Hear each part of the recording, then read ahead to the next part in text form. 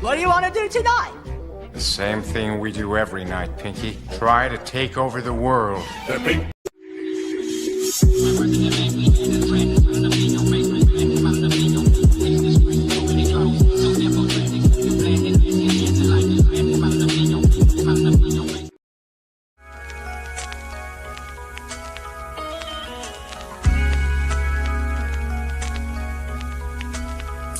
Now if you and your legends shoot this up to 10, the airways belong to Disciple and the war chief Lynn. First digest the heat from my toaster. Blast, cotton can last on your block about the class. Yeah, digging on the Sheba, tapping on the Chiba, singing they want sussin', cotton you want nuts and the ass whipping, and feel it when it kick in. Never juggle satin, coolie coda can't blow. Coolie how is how I pump when the convincers in my clutch. Your murder one sung it then hush. The Hollywood. awakening, how much notes are we raking in? The more we vision, you ain't fit for this division. So put the splits on it. Tell your Foxy put her lips on it. It's murder one when the I'm stone's trying on to it. tell you now, the copper here from the 3 o'clock and a something terrible it happen when you're full shatting. No counterfeit, never dug the sound of it low.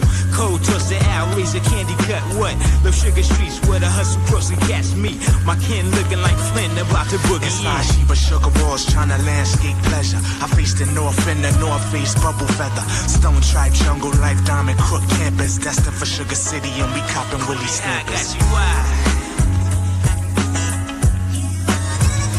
Yeah, I keep you wide. Yeah, I got you wide. Yeah, I keep you wide. Yeah, I got once the heaters on, you know that mean the war chief sin. Melting ice grills from the Ace Boone and Mac 10. Eldorado R and a sparkling Chevrolet. All the dough sacks until I see no It ain't no such thing as 3 o'clock. I cruise the block in my snorkel. A time length swing, 6 figures. I'm trying to see it, so I'm coasting. Sipping on some clear patch of potion, got me tipsy. Waiting for some sugarine to hit me. This is living. Screeching through the cracks of Hell's Kitchen, talking dynamite slang in my wheels while I'm brick check the pitching. crumb pressure, Terrell sugar love out of sight. Double modern block bus, EG grade airtight. In the war chief, pulling the old brown sugar con through the doorway. Your sugar hit the stairway and down. I can dig it. Can you dig it? Diamonds glow. Geechee stay fresh in the flesh, dice fro. We Thundercats, it's all about stashing the coffee. Butter dripping off me. I talk it like I walk it on uptown grounds. Juggle champ compounds, where the law's always found. And war chief run the town. The last cards was dealt, so is the last hander. Scat cats from the sugar flats, low bander. Running revs, pulling coats to the counterfeited. Shy catch you on the rebound, sweet and low digging.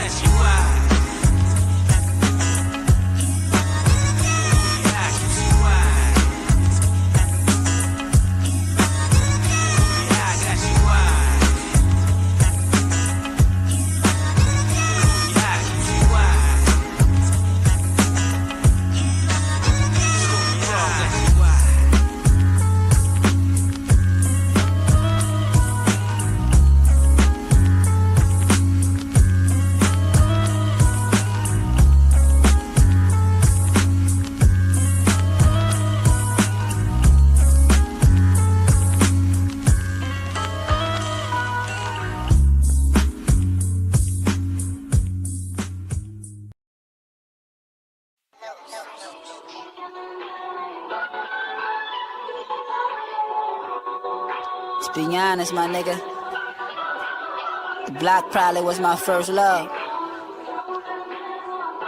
Crazy when they don't love you back, though. Uncommon. The quarterback in the huddle, I call the audibles. We all been through the struggle, I shine for all of us. My nigga locked in that system, he never call it much. Serving life in that prison to God, call him up. On jumpsuit, chop bricks like it's kung fu. Write her name on that visit, she never come through. To death do us part, that's what he thought. Would've been scot-free, told on the squad. If you talking respect, then they yearn the utmost. First they love you and they hate you, man, where the love go? Life lesson, they tell us the kind of blessings. Ain't life a bitch when I fuck her, I'm mad aggressive. Tried college, then make it the first semester. They tell me follow my heart, some shit you just never question. Drug charge, I got a stain on my record. If you talking about cheddar, then pay me extra, uncommon.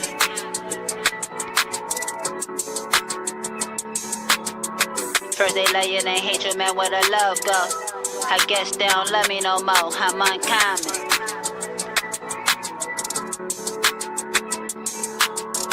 First they love you, then hate you, man, where the love go? Tears in his eyes, he threw the just a finger.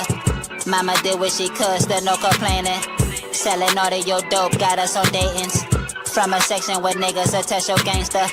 Her rap Joe McKnight, my motivation. In the ghetto, the blood stain on the pavement.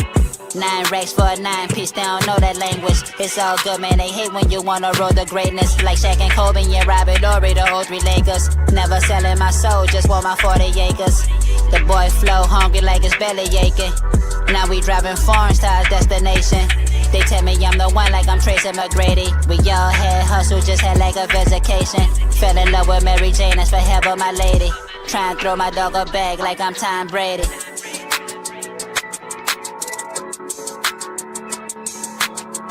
First they love you, then hate you, man, where the love go? I guess they don't love me no more, I'm uncommon.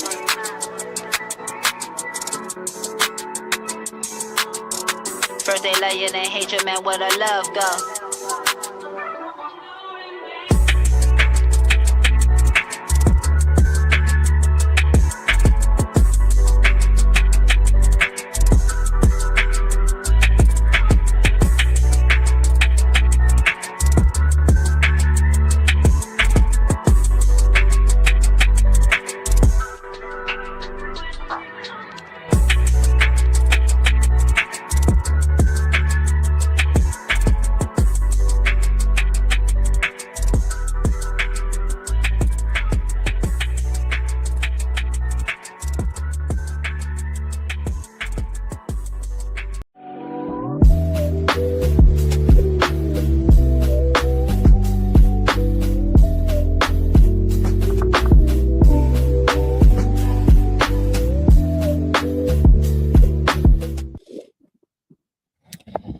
Mic check 1 2. Mic check 1 2. Let's go ahead and get this bad boy going. Much respect, respect. Welcome back to another episode of Smitty's Corner, aka Lighthouse _ 301. All right, y'all. Let's go ahead and get this bad boy going. So, much respect to the family. Let's go ahead and talk about a few things for the evening. So, I want to go ahead and talk about something I already know. This ain't gonna be too popular, but I had to think. I was really sitting back thinking to myself, like, do you not want to do this just because you're fully aware people are gonna dismiss it, or do you still want to do it because you know it's necessary and needs to be spoken about and done? Well, we're here. So let's go ahead and get this bad boy kicked off. I appreciate everybody for tuning in to another episode of Smitty's Corner, aka Lighthouse _ 301. Much respect to you all. So what we're going to talk about this evening is we're going to talk about depression. We're going to talk about breakdowns. We're going to talk about, emotional intelligence. We're going to talk about all of these things. So I'm going to go ahead and kick things off. Now, before I do, I must ask you, how are you doing? How's your headspace? And how's this day been treating you? Just in case nobody else asked you. Now, again, this is not going to be a fun live, but I'm going to talk about a lot of things in my personal life that I normally don't. I'm going to share some things that I hope would go ahead and help somebody else. For the longest time now, I haven't been sharing too much of anything because this space has shown me that it's not safe to do so. But then I had to think to myself, what's really my mission? Like, am I going to just keep on allowing the fact that at any moment somebody can use what I say against me, on me? Or do I just go ahead and stand in my convictions? And do I just simply talk about what it is my life is about? What's going on with me? Right? So, of course, I do have a couple clips for us, but honestly, this is really one of those lives where I just want to rap with y'all, man. I just want to talk with y'all, right? That's all. I just want to talk to y'all real quick. So let's go ahead and kick this bad boy off. So first and foremost, as we're speaking about something that is involved with, I guess what we would call depression, right? What's going on? Who that? Oh, that's Sunkiss. What's up with you, girl? What you say? What you say? Yeah, like what? Yeah. No. We gonna get into all of that. I'm about to talk about all of that right there, Sunkiss. I see you right there in the chat because I'm looking at my other device.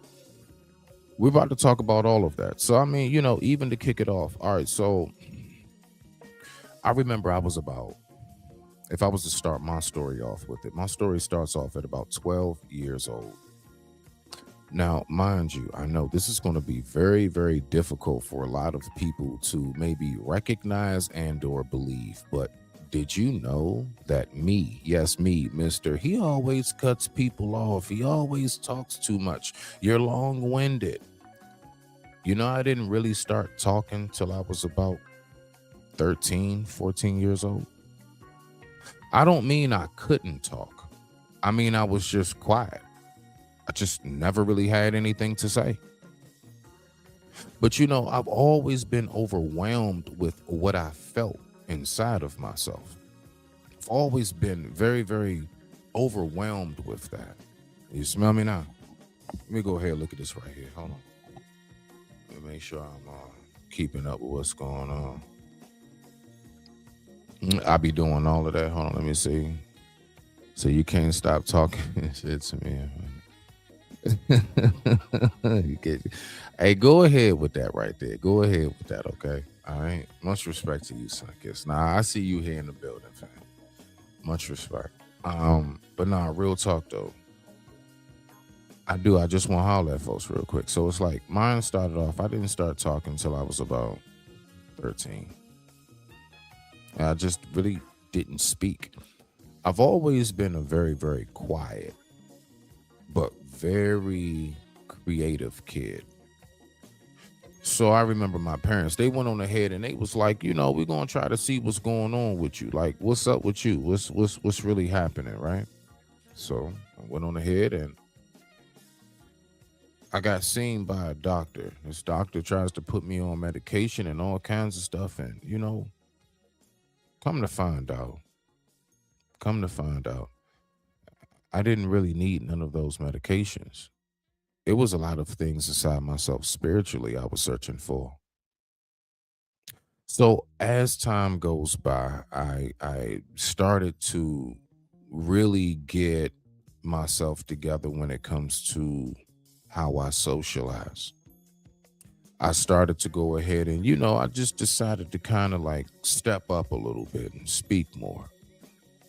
And then, what I realized? I realized that it had nothing to do with my depression. More so, it had to do with I didn't feel right within myself. I didn't feel confident within myself growing up. I had a lot of insecurities growing up, a whole lot of insecurities, right? And so then along the way, what happens is I wound up, I got addicted to stuff. And, I found myself, I was smoking weed at first. And then, I got into art real heavy.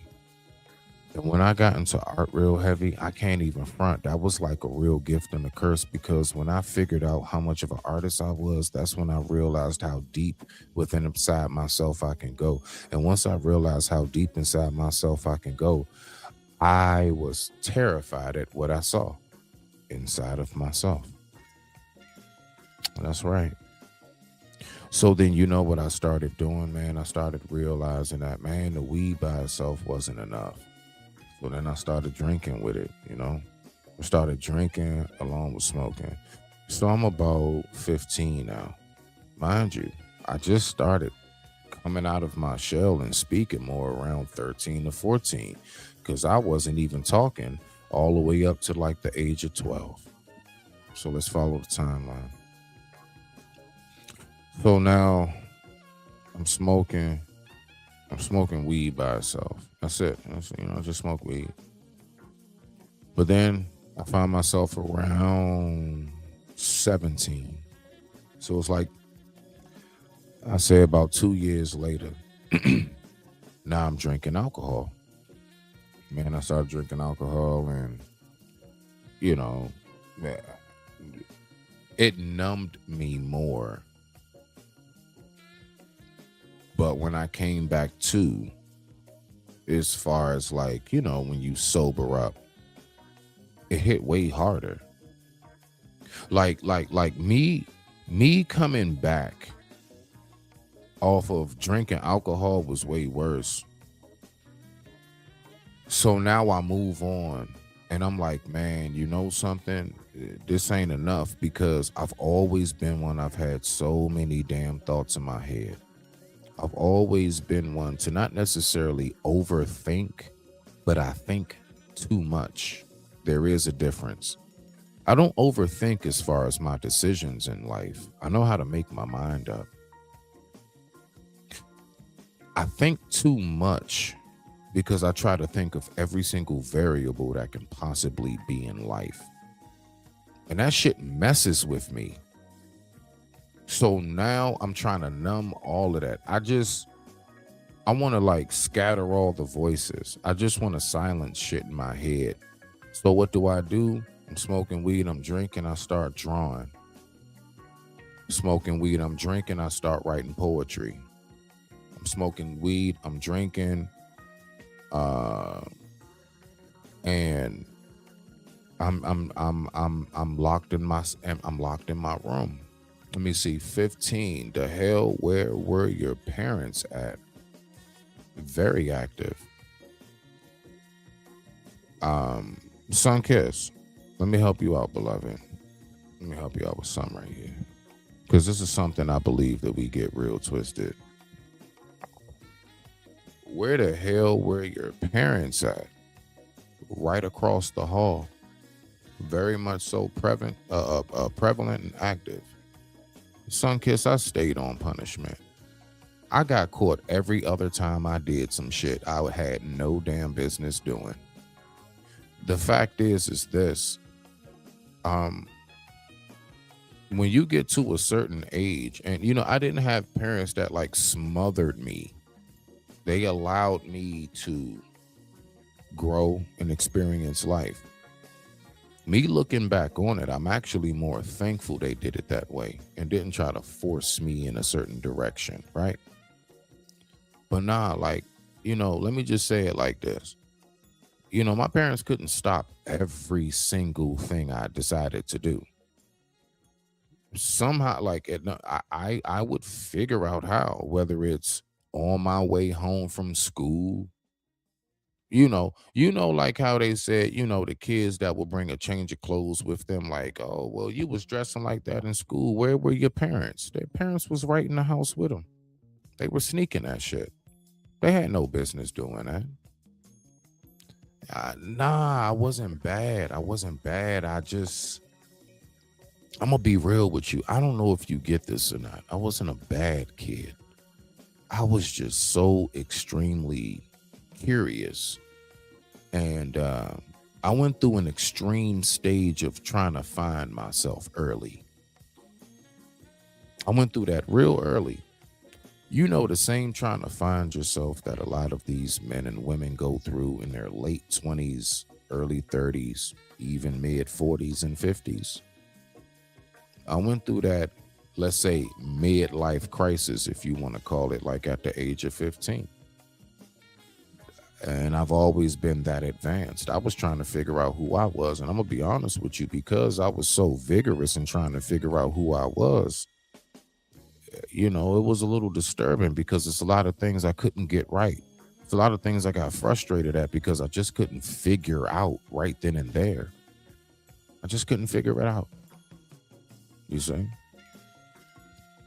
So, I mean, you know, it's not even so much I was bad. To be honest with you, nah, I never was a kid that used to go around fighting. I got suspended from school a couple of times, but like never for nothing like real bad. I did a prank a couple times. That's why I got suspended. I got suspended for one fight and 2 pranks. No bullshit. My whole 12 years of grade school. I got suspended 3 times only. No bull. I wasn't a bad kid. I just didn't get great grades. You know what I'm saying? Like I just didn't do, you know, exceedingly well in school. That's all. But nah, I was just one of them kids. It's just like I don't know. I just had to learn for myself. That's all. But as far as like being bad, nah, I actually wasn't. Nah, for real. I actually was a real quiet kid. I told you. I was real quiet. I stayed to myself. I was one of them kids. I had like just a small group of friends. Like I had like 4 or 5 friends, stuff like that, you know. I never really was one to get bullied and picked on, but I never really did have a whole lot going on as far as that go. You smell me now? So just to clarify that, son, cause nah, believe it or not, I wasn't a bad kid. Sound like my ass was bad, quiet and bad. Listen. I might have had a little nefarious ways within me. Okay, all right. Look. I'll give you that. Shit. Okay. All right. Hold on, Sunkiss. I got you, fam. I ain't talk to your ass in a minute anyway. But anyway, you know, you can ask any question you would like, Sunkiss. There you go, right there. But I have been a child that, you know, growing up. Now, mind you, I get later on down my life, and the weed, the alcohol wasn't enough. These things, they just wasn't doing it, right? Hold on, y'all. Let me do this real quick. I got you, fam. Let me go ahead, pull her up the right way. Everybody give it up for the oh so lovely, the oh so beautiful, the oh so married with a happy family, Miss Queen Sunkiss. I don't want nobody fucking with me in these streets. Same children. That's always funny. What's up, Sunkiss? Talk to me, fam. And how you gonna sit up here and tell me you was getting crossfaded at 15, but you ain't bad? Get out of here. Nah, What you talking bad, about? but I ain't even really gone as far as I was about to go yet. Hey, real quick. Whatever that, I think if your window down or something. Or... That's my Oh, okay. Yeah. Talk. Yeah, you know how to do it. Yeah, when you ready to say something. Nah, I experimented with drugs. I actually have. I experimented with drugs. You know what I'm saying? And just for the record, let me throw this out there right now. No crack, no heroin. Nah, neither one of those. Nah. We're good.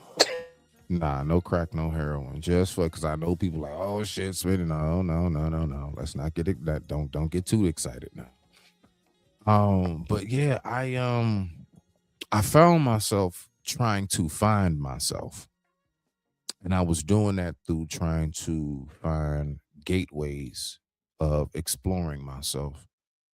And then I found myself, I say about the age of 19. I graduated high school at 17. Now I'm 19 in college, Sunkiss. And for some stupid ass reason, my ass, while going back and forth to classes and everything, I decided to start smoking PCP. What the hell?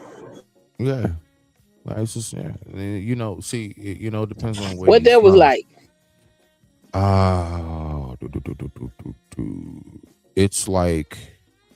It's like floating inside of a tie-dye shirt.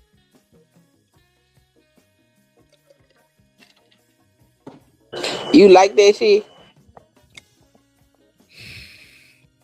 Let me explain PCP to you. It's a extreme artist drug. When you smoke PCP, you see things you don't normally. You hallucinate. I'm just being real with you. It's basically like smoking mushrooms or acid. Just put it like that. But it's very intense. And again, this is all during the years of me trying to find myself, locate myself. I'm young. I'm trying to. So like how you smoke this stuff? How you do that?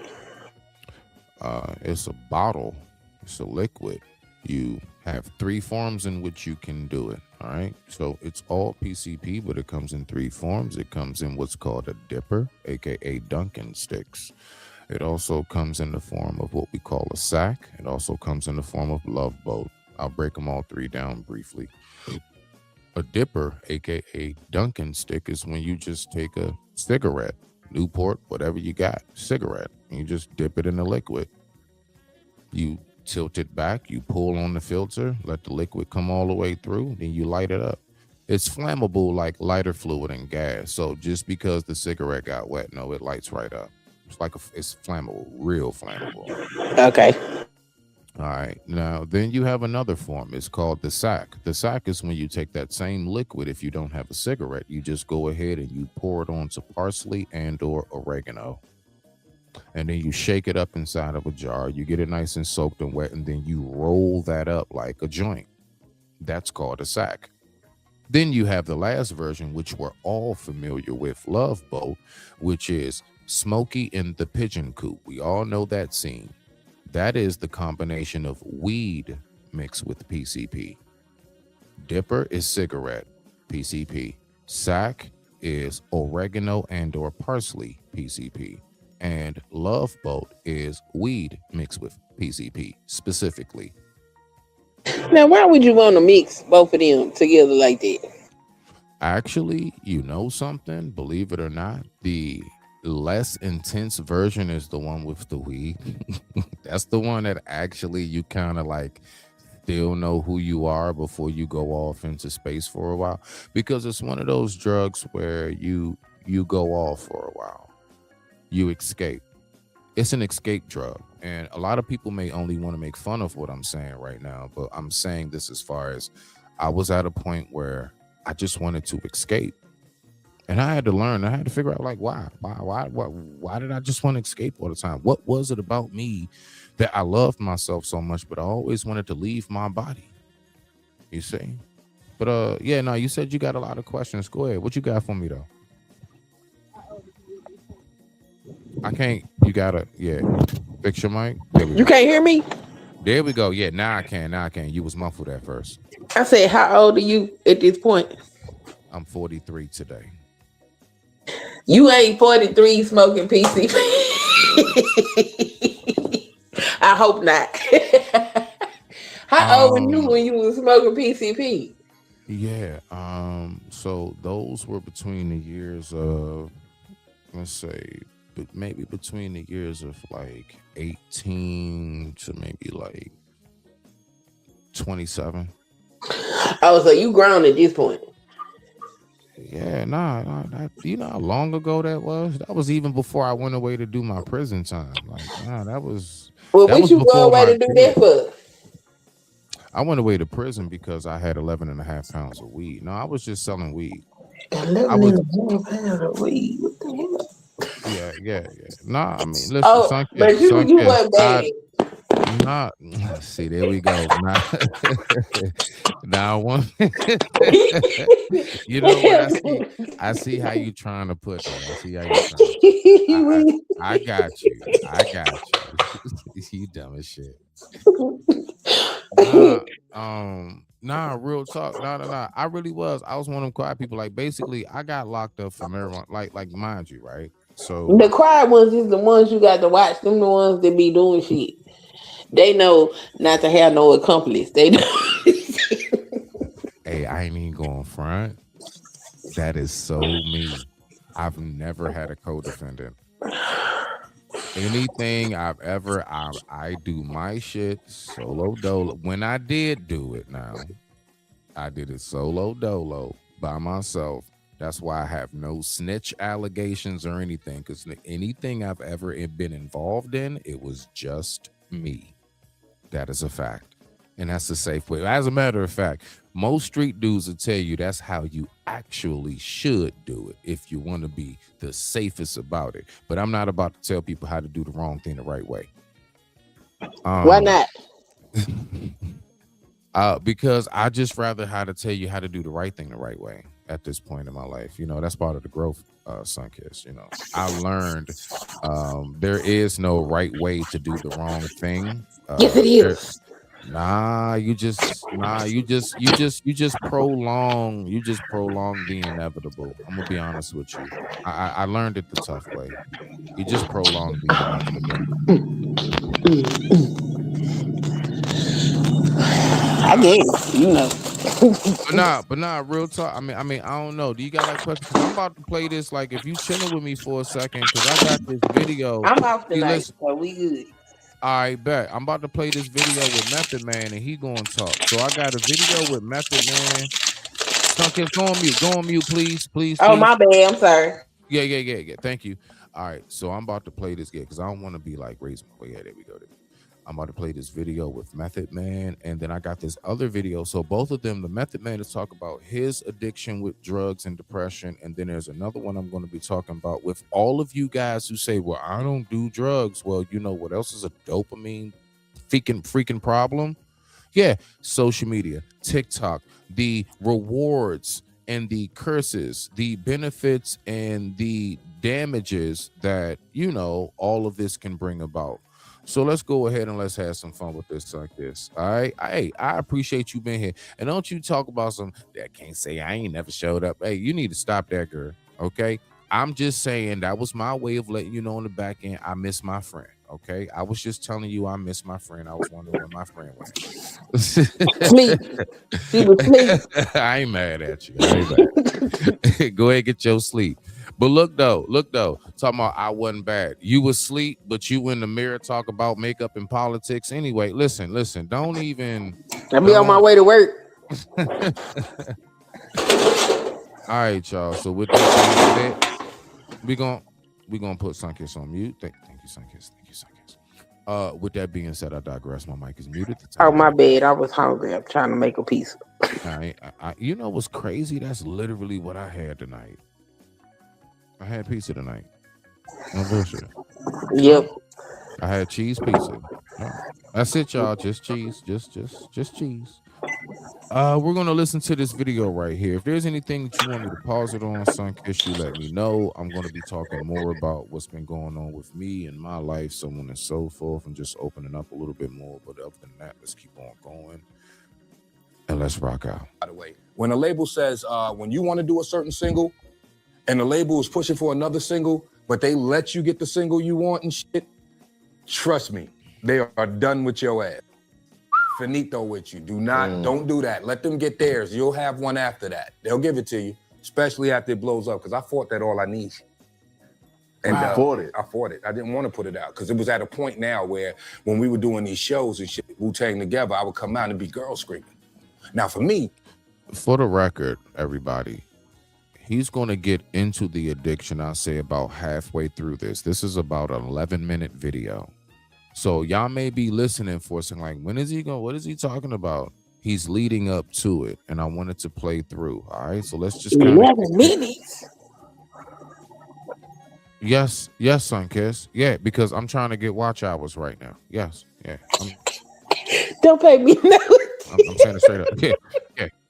Yeah. Everything else is done. I need watch hours, so I'm trying to fill in some time right now. Okay, so if I can extend something, I'm doing that. Do you get it now? Do you get it? Okay, all right. Gotta get these damn watch hours up so I get monetized. Damn it. Okay, let's go. It's like I'm grimy. Same clothes 3 days in a row, nigga. I ain't trying to fuck. You know, I don't want to go to sex symbol. I'm saying, who want to go to sex symbol route at this point? Bro, you didn't understand what was going on? I did understand. So no, you didn't. What? And I'm telling you. You know how many chicks' cribs I went to? Sunkiss, question for you. Yeah. Do you believe that, you know, well, at least as a woman, let me ask you personally. You personally, have you ever had times in your life where, like, you didn't, like, because you were maybe depressed at that time, you didn't feel sexually active? You see what I'm saying? Because some people use sex as to cure their depression. And then some of us actually have a hard time feeling sexually aroused because we're depressed.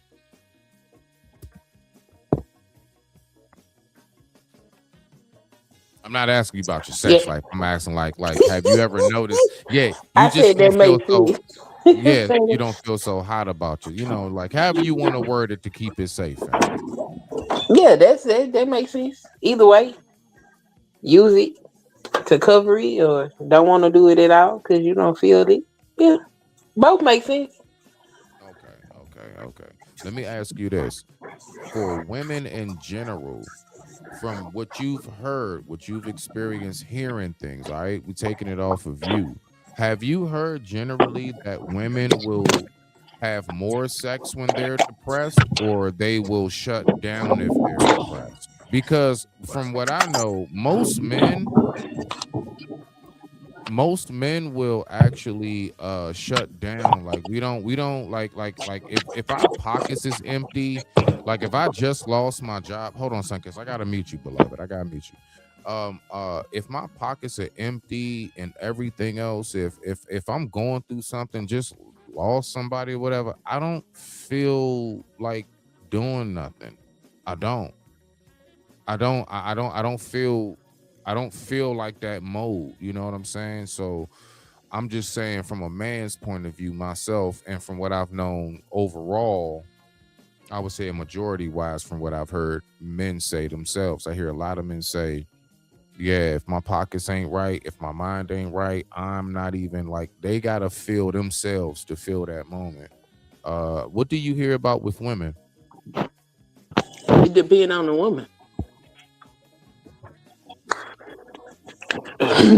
Some of them use sex as an escape, and some of them don't want to be bothered. I think it just depends on the individual, honestly. I got you. Okay, let's keep on listening to what he has to say. Back in the days, I can as a imagine. teenager, who did they have on the wall? And what's my big guy right, nigga? Oh, Thank God. you. I Then, oh, you appreciate gotta you. look like Method Man. Yes, I I'm in appreciate there. you, bro. I I'm in appreciate there. Oh, even to this day, In there. when you were on Power, Sir, the whole time, every Sunday, you flood the timeline. I used to walk in the girls' cribs and be like, oh, damn, all y'all got that picture of Method Man? That shit is crazy. The That shit same is one. dope because when I was young, I used to have The pictures same in one. New Edition. With the hat. The same picture. Oh, wow. Or the braids out. Yeah. I'm saying, So hold on. So y'all hear where we going to on this one now. Let's go ahead and see what we got. Because I got something I really want to talk about on this dopamine thing. Like, it's crazy. it was nowhere near a big fucking song, but when I walked the club, it was like niggas backed up now. And I didn't even have a big crew with me. Hold on. Here we go. Yeah, fuck that nigga. I hope he trip on stage and break his foot. You was feeling the heat. But this the shit I'm thinking in my head. They ain't even necessarily feel that way, but this the shit I'm thinking in my head because I'm that type of nigga where it's like, nah. And we coming off a thing where niggas was wearing suits.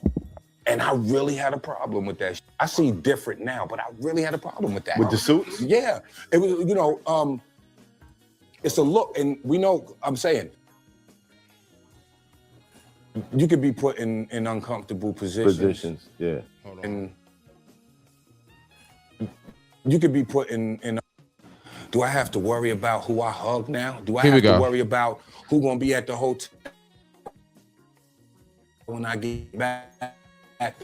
Did you? No, not really. But there have been,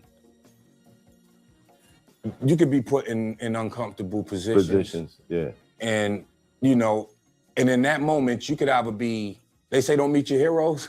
In that moment, you could either be the hero, Yeah. or you can be the villain. This nigga ain't what I thought he was, kind of shit. And you worry about that kind of thing too, Right. even though this is just you being who you are, Right. being genuinely you. I asked that question for a particular reason, but I'm gonna double back on it because all of us that did an interview with Rock Wilder. And there's a reason I had asked you. The pressure was too much. It got to a moment, Yeah. It got. We'll double back to that. Only time the pressure got too much for me was when I was popping E-pills.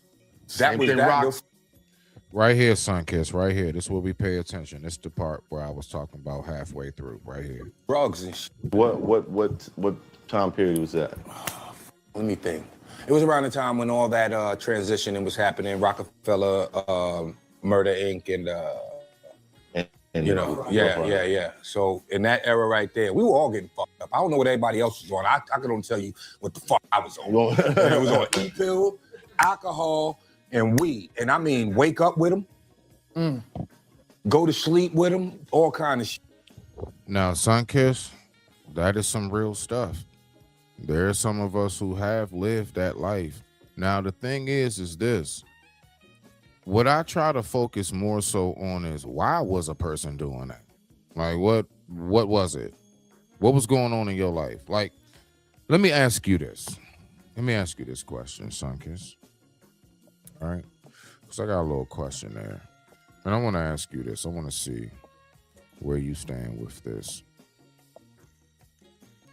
First of all, have you ever dealt with depression, Sunkiss? Or are you one of those that just say, F it, it ain't real? No, I've dealt with depression. Okay, here we go. So since you have, now I can ask you these 5 questions. Okay, so here we go. Let's start with this one right here, fam. What was the moment you realized you needed help with depression? Let's start there. Well, I ain't never feel like I needed help with it. What was the moment that you recognized that you're going through it? Let's change it and put it there. When I wasn't happy and bopping around. You think depression is just not being happy? No, it's a whole bunch of stuff that come with depression. Like the body aches, the not being motivated, all that other stuff. Right. Yeah, no, I was saying as far as when you said, because, I can't discredit what you're saying because maybe that's your personal experience on that. But I can tell you right now, somebody who thoroughly knows about depression, you can be, do you know how many times I've gone around bopping and hopping and skipping, whatever you want to call it, happy-go-lucky in people's face, and I am torn the F up inside. I'm all the way effed up inside. It just got to the point where I've been dealing with the depression for so long, I learned how to mask it. So I promise you, like, the whole thinking that depression is just the view of, oh, woe is me. Nah. Somebody will be smiling in your face, turn right around the corner and go blow their brains out. Yeah.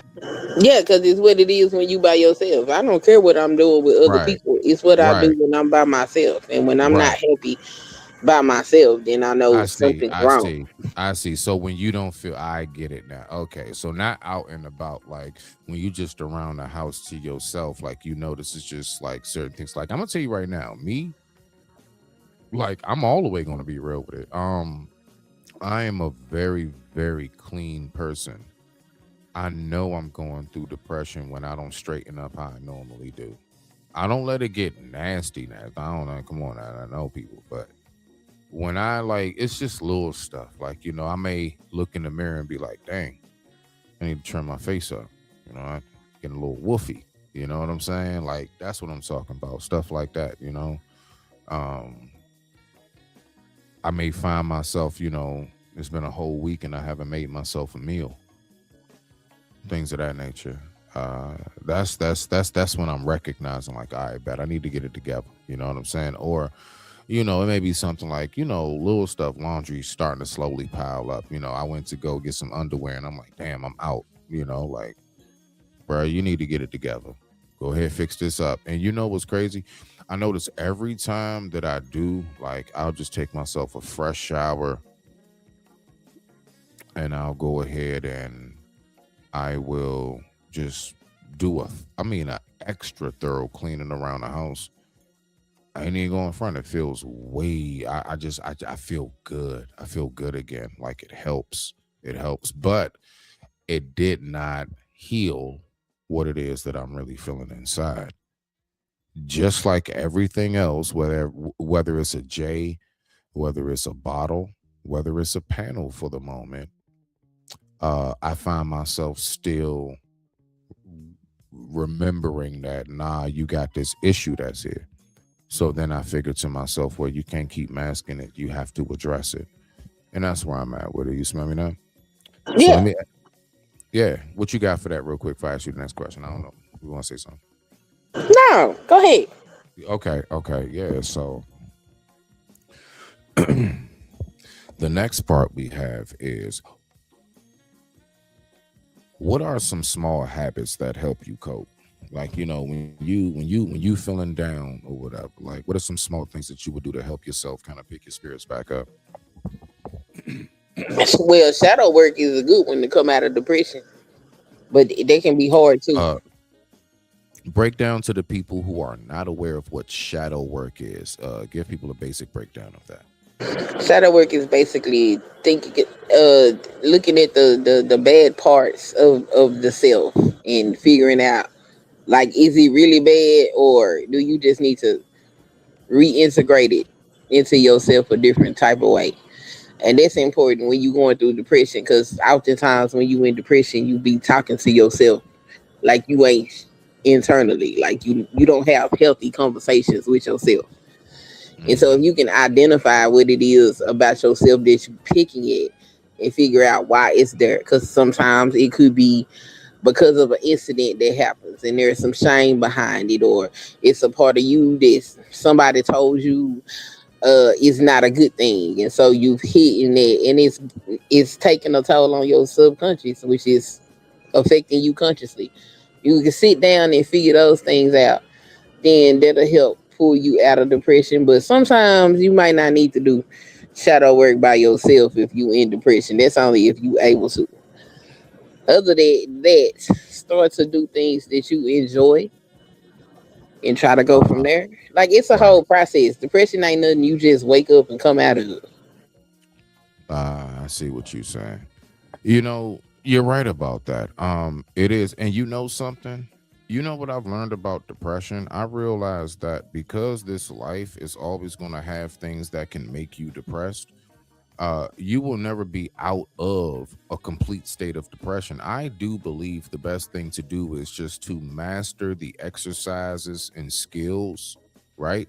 Be very well expanded in your skill set of how to cope with whatever happens. Because the fact is, you could be depressed about something. Let's say you was going through a job loss.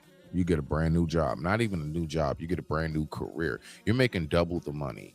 All right, so you got that problem out the way. You're not worried about that now. But now you have a loved one that's going through a health issue and you're scared that you may lose them now. So that's a whole new form. So my point is, life will continuously, like, no matter what you like, you're never in the clear.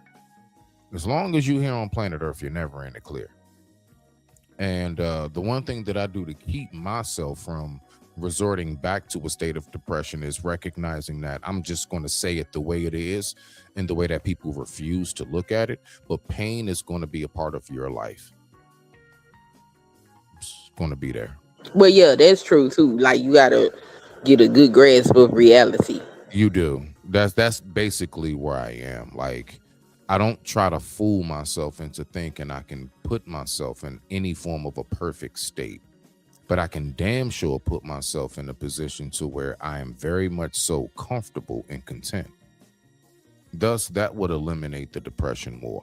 And I would say, more than anything, let me ask you this.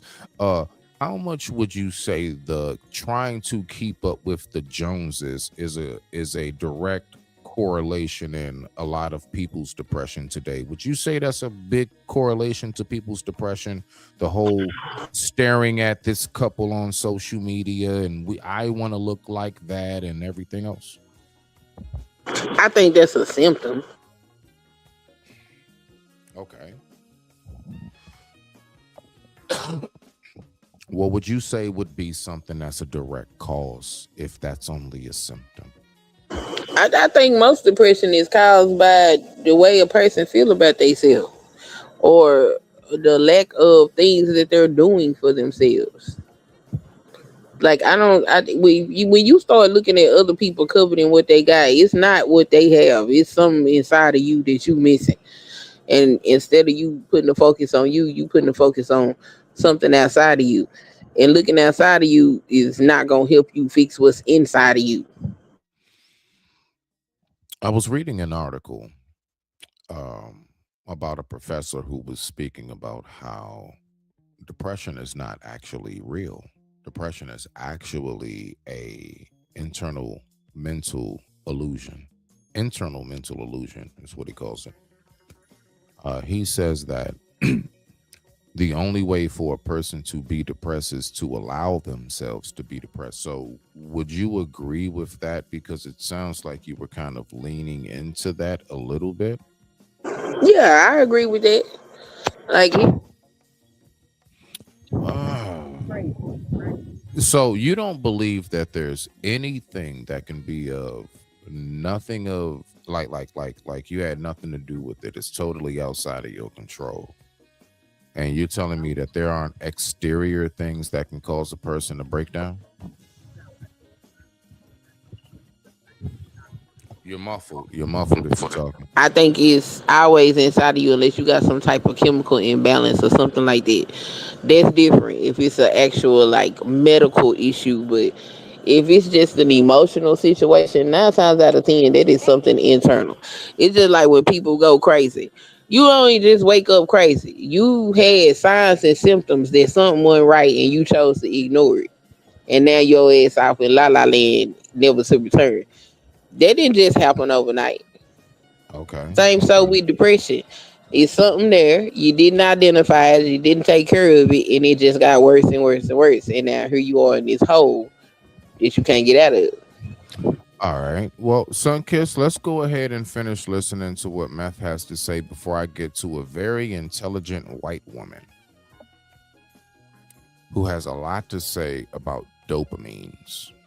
The very thing that you're basically speaking about, the dopamines and what they would call low serotonin, which is basically located in the interior cerebrum cortex of the brain, which is the back base of it. So let's go ahead and see what we got. Like all day, all day process. And it got to a point where I was like, I couldn't eat. Yeah. I was very addicted to these shit. And it was like I couldn't. But why? Something to do. Was it a create? Oh, I'm going in the studio. I cannot write. You can't write on no EP. You can't sit in no. I want you to listen to what he has to say. When I pause it, I want you to tell me, was he being a badass or was he just going through some shit? Like how you was asking me earlier. Shout out to you, Sunkiss. Studio on no E-pill. No. Yeah. Some other dudes. I mean, some dudes probably can. Me, I ain't gonna front. I wrote a couple battles on it even. That's that. Damn. Impressive. Lord have mercy. I can't create on shit like that. So for me, I remember vividly October 2000. I had a meeting with my crew, and I wasn't doing the e-pills. During my days of smoking PCP, some of my greatest works poetically, some of my greatest poems, I was hiding Cootie Brown off a goddamn stick. I shit you not. told them, I was like, New Year's, ain't none of us fuck with that shit no more. When the New Year's coming, it's gonna be '01. I was getting married. And I stopped in October. It's like, that was it for me. Stopped taking them shits and stopped drinking. I haven't touched the drink since. Just the last time you was on my show. That nasty ass shit. I got a question for you, Sunkiss. Have you ever had a point in your life, I don't know, high school, younger days, whatever, have you ever had a point in your life where you was like smoking weed or drinking, like, you know, like indulging? Have you ever had a period? I had a period where I was drinking a lot of alcohol. Okay. So you had drink. Okay, so let me ask you this: during that time that you was drinking, was you primarily doing it to like maybe fit in? Just it was like a social thing. That's what everybody around you was doing, or was it more so like, nah, I'm gonna be real. I need this to just be around you niggas. Like there's some of us that's like, nah, I need to bring this flask in my daggone blazer to this daggone wedding or funeral or whatever, because I'm about to be around the family. I can't stand y'all. And I need to go ahead and have this to cope just to be around y'all. If I don't have this, I can't socialize with you. Were you ever at that point? No, I was drinking because I was being irresponsible. I didn't have to have no responsibility at that time. So I was like, I'm just to get drunk. I was drunk for 3 months straight. Your whole drinking rabbit ears career was 90 days. Yeah, I would wake up drunk and I would go to sleep drunk every day. For 90 days. Yeah, 90 days.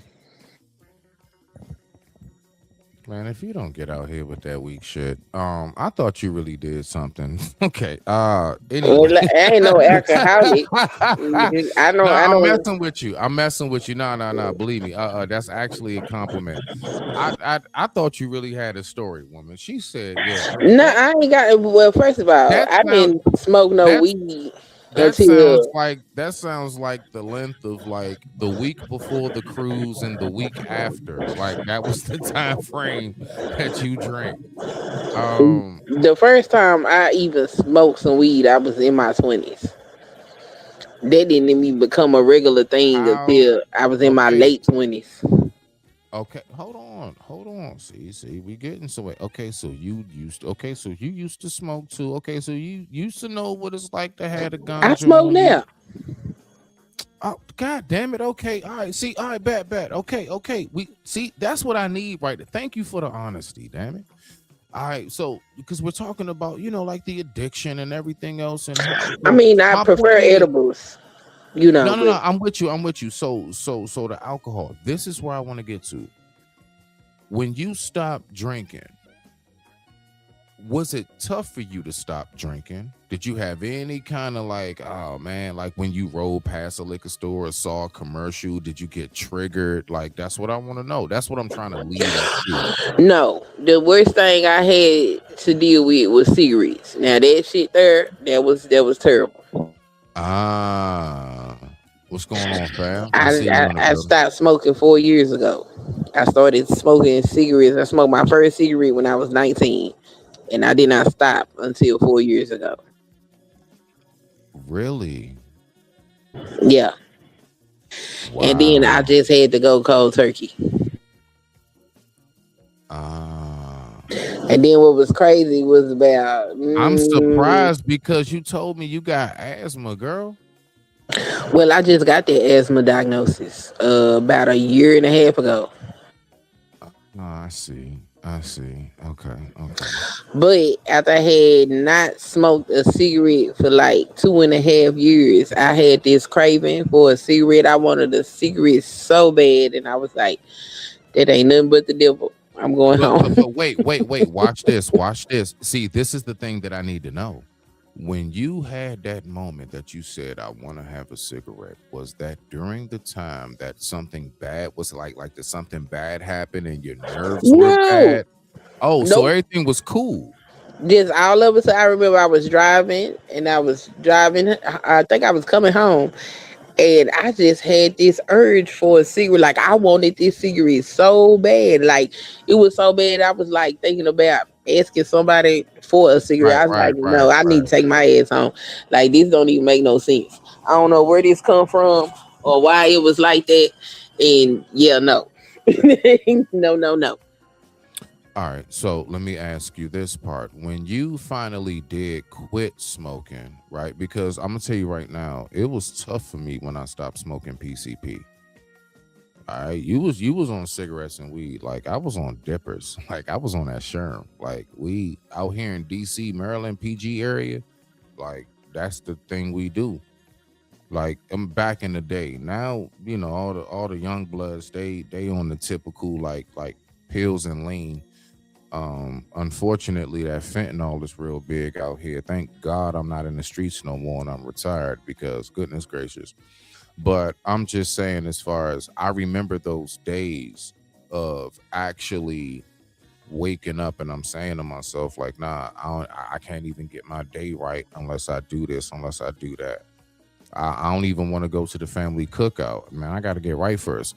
I'm always showing up late to the family cookout because I had to go see my peoples first. You know what I'm saying? Like, I remember those days back in my 20s. I'm in my 40s now, but I remember those days. You know what I'm saying? But I don't know. You got another little piece before we get back to this video right here? Listen to what he got to say. No, go ahead. All right, let's keep on rocking out because I'm gonna go ahead and get to this next edition. Excuse me, hiccup. This next form of addiction coming up next for ladies and gentlemen just coming in the building. We're going to be talking about the addiction that has nothing to do with body consumption. It's all brain consumption. Let's get it. Tiger Balm. You caught me Tiger with Balm. that. Man, me with that shit, because niggas be telling you, no, it's like ginseng. That shit ain't nothing that ain't. Nothing in that bottle. It's Chinese wine. There ain't a bone in that part. There ain't no tiger's bones in that bottle at all. Not even a pinch of tiger in that bitch. Was that the era where you were turning down interviews? Because I remember trying to get at you, and I was turning down interviews. Yeah, you're right. Yeah, around that time, I was definitely turning down interviews. I was bitter. Why? What? I couldn't see. I mean, I'm coming down on, months and months, and I have these anxieties, especially social anxieties at times and shit. That's what Rock said. And I didn't want to talk to anybody because I didn't want to be exposed. That's how I'm looking at it. Right. I didn't want to. When I was at my lowest, like, I'm gonna be real with you, Sunkiss, real quick. That's why I just can't seem to wrap my brain around these people. Like, shout out to my peoples right here who be definitely talking about my man Young Pharaoh. Like, y'all make sure y'all go over there and check it out. You know what I'm saying? Enlightenment Journey 7. You know what I'm saying? Check out my peoples. But reason why I brought up Young Pharaoh, because it's like I've noticed how it's this thing now with people who will, when they at their lowest, they don't know how to just shut up and go away. Like, I'm gonna tell you right now, Sunkiss, I remember being like really effed up in life, and I swear on life, I did not want to be seen. I didn't want nobody. The last thing I wanted to do was hit that red button and fire up Alive. That was the last thing that was on my mind. I shit you not. And I just can't seem to get it out. Now that's like the go-to. Like, nah, like I'ma just like put everything on like Front Street. You know what I'm saying? You already know we all we got. Ain't nobody else supporting us. Shit. We all we got, fam. Part of the village. Let's get it. But I don't know. What's your thoughts about that before I push play, Sunkiss, on people when they're at their lowest, thinking that coming to the internet is the way to have a therapy session?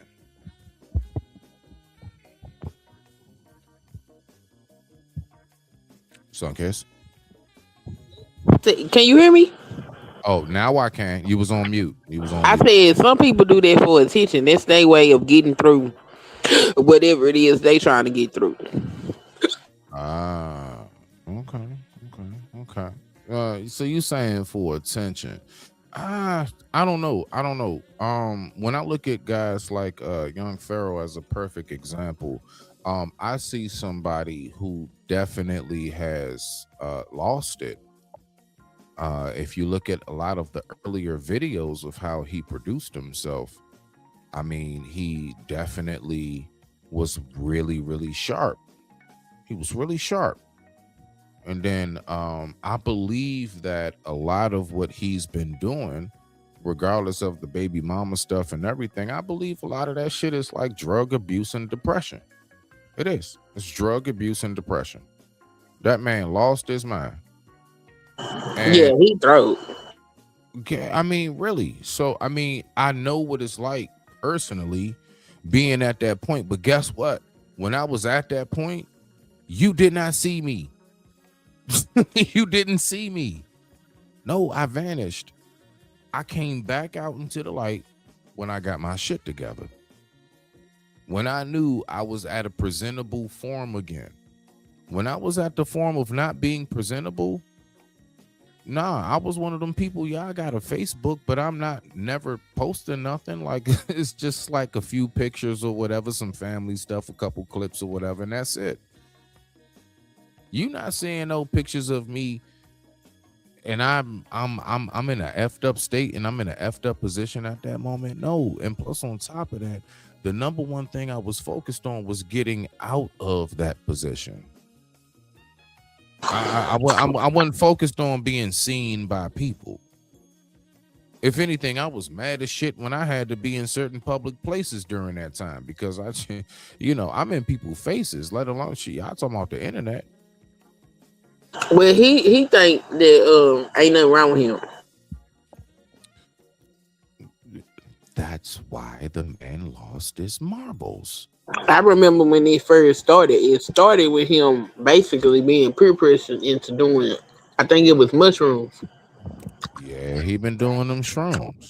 Yeah, And they then gave it to him, and yeah, he instead of him stopping, he continued to go and still had them people around because a yes man is that's a good person to keep around to boost that ego, and it was costing everything that he worked for.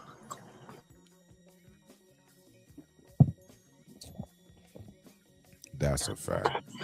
Let's So listen to now what he got. Oh, go ahead. his ego got him thinking ain't nothing wrong with what he doing. He think he fine. He think it's everybody else hating on him. Uh-huh. That's why you got to get good people around you. You got to have I ain't, e- people that's around you that's gonna call you on your shit. I ain't even going front. I am definitely at that point in my life. Like I genuinely, oh snap, fear. Oh shoot. Thank you so much. I'm sorry, I did miss you. I'm just now seeing that. No, I definitely went through that myself. I went through recognizing one day a large part of why I'm going through a large part of why I'm going through what I'm going through is because of my company. I literally I did. I became the company that I kept. Yeah. And I had to change that shit. Like I had to change that shit. I had to, really fix like just my surroundings in its entirety. Because the fact is that I was that person that kept on trying to hang out with people and thinking I can be like that, like influencing light, because I knew I had it in me, right? And over time, I just found out that they just dimmed me more than I gave them light. They Yeah, just dimmed me. Yeah, and like it became overwhelming. Like no matter how much light, no matter how much good positivity and everything, all of that trying to be the peer mediator and shit, trying to be the chill, cool dude of the group, that shit didn't work. I had to eventually adjust and adapt to who I was around. So if I was hanging around, let's say some gangsters, to a degree, I had to get on some gangster shit in order to go ahead and survive being around gangsters. Whole T, that's not even my mode for real. I'm on some like chill shit. You see? So it can, and so my point is that's what also can bring about like when I was going through like I'm not feeling myself, I'm trying to figure out who I am and everything. You can go through trying to figure out who am I, where am I going in life, considering you hanging around the wrong damn people. If you hanging around people that's really not into a lot of shit that you into, then you gonna feel that way. There's a feeling that you Yep. get. It's real when you like on a come down and them shits where it's like, I don't want to talk to nobody. You don't even want to say hi to people. Because you might say see hi. yourself. No, because you just feel like you're not. There's something wrong with you, so you kind of like You're trying to avoid become shame? closed in. It's like somebody who's first time smoking weed, and then y'all go to a public place and they just think everybody and know they're they like, high. now you're super paranoid because it's your That's first real time shit. being high. Wouldn't know about that But either. more than that, it's the serotonin levels in your brain is drained. Yeah. Serotonin is like, it's like the happy part. It's the calm, yeah. That shit is drained what you left. Re-up then. Re-up, you up. Oh, if you would have got an interview, you would have got so much. My whole goal in interview you was the transition happening over at Def Jam, seeing them trying to like usher out some of my favorite, and I out, and that was how I felt at that moment. But that was me dealing with my own insecurities at that point, because none of those dudes ever did nothing to me. Do you believe, Sunkiss, that whenever a person is expressing how they feel and they going off, do you believe that has a lot to do with insecurities within that person? So they going out expressing their feelings? Yeah, I mean, a lot of times, especially with us as men, that's what's said, like, oh man, look at him. He's just, he's really feeling what he's feeling right now. So apparently, it has to be either emotional or insecurities. But we're going to go with insecurities because that's what he said. Well, I don't think most people don't express their insecurities verbally. It's usually expressed through action. So if Okay. he's expressing something, whatever the hell he been holding in, he's just finally letting it out, which I think is healthy.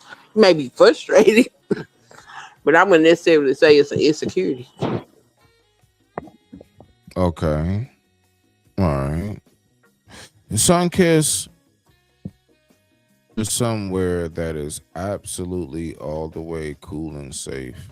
I want to ask you this question about this video. And the only reason why I want to ask you the question about this video, I'm going to switch it up a little bit. I'm going to take it into a direction where I know that you can speak a lot more on. So I remember taking time, and I actually, I saw you on a panel, and I'm just curious. Like, I want to know, Sunkiss, do you, in your personal belief, when it comes to Carmelo Anthony, right? I want to ask you, do you believe that if he was to get a second try, that he would actually have success? Do you believe that's possible? Yeah, I think so. You think so? Okay. Let me go ahead and let me type this in real quick, because I have something that I wanted to look at, because I was like, you know what? Let me go ahead and take a look at this right here and see what they're talking about. Because I don't know, Sunkiss. It's a lot that they are now pulling out, and this is blowing me right now. Hold on, let me see something. Let me make sure. Okay. Give me a second. I don't know why my computer is moving extremely slow. Let me see something here. Can I go ahead and pull that up? Let me see something. History. I think I can. Let me just make sure that it goes through. Forgive me. All right. So you say that it should actually. You say he should actually. So what would you say would be different the second time around, or what would you say should be different the second time around if he was to get a second trial?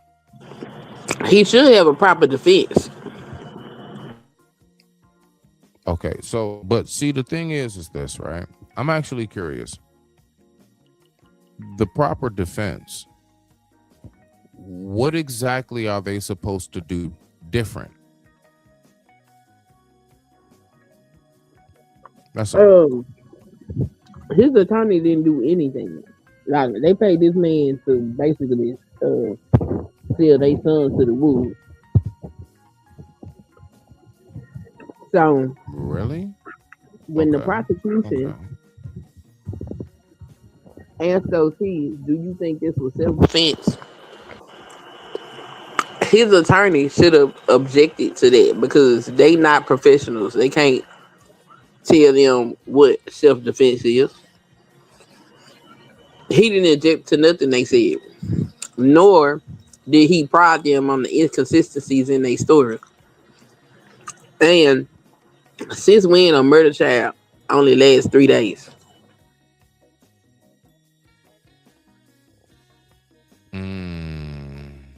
Since when did a murder trial? Well, there have been some that have had, let's say, a quick deliberation. There have been some that have had quick deliberations. Also, no, I mean not the deliberation, the trial. The whole thing was less than a week long, and his attorney failed to highlight the fact that while this confrontation was going down, the boy was sitting down while these other boys were standing over him. He didn't call any expert Right. witnesses up because an expert witness would point out the fact that this boy was over him and he touched him. And what it seemed like at the moment that he went to grab him was the moment that he actually pulled that whatever it was out that bag, and that boy, they tripped. They don't talk about that. Both of them fell in them bleachers. So he fell on that blade. Not Carmelo took it out and stuck him. It's not what happened. But if he had a proper defense, all of that would have been highlighted. But I think they intended to railroad him, and they did. All right. Well, this is my real quick. I got you, fam. I got you. Whew. This is my 20-minute video. This is from a guy that no Negro likes, and I like to play videos like this because I really want to hear why is it that we do disagree with people who think like this when it comes to the trial. So you already know how it is over here, Sunkiss. You know, you fam. You're not getting none of that from anywhere else type shit. Let's go ahead and get to it. I want you to give me your honest, open opinion. I'm going to share this right here, and you let me know when to push pause. All right. So I'm playing this guy purposely. I'm making this disclaimer now. I am purposely playing somebody I know for a fact most of us do not agree with. But let's go ahead and listen. Let's go ahead and get to it, Sunkiss. We're going to do this and end it out. Yeah, let's do it. Let's rock it out.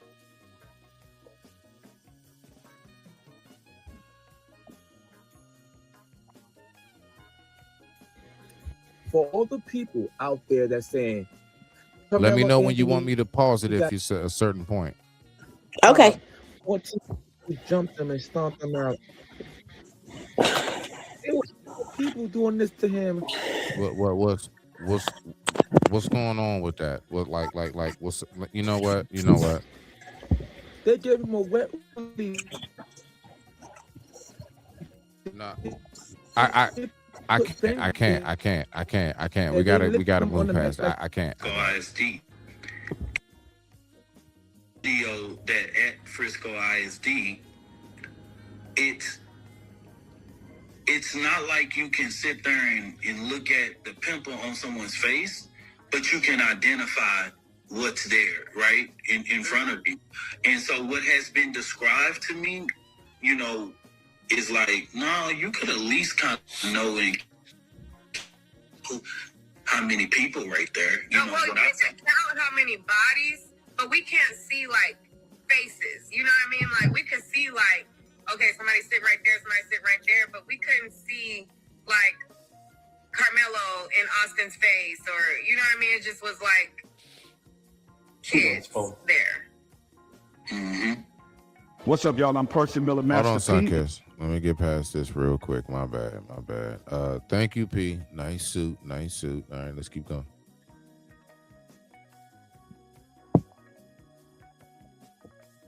Oh my God.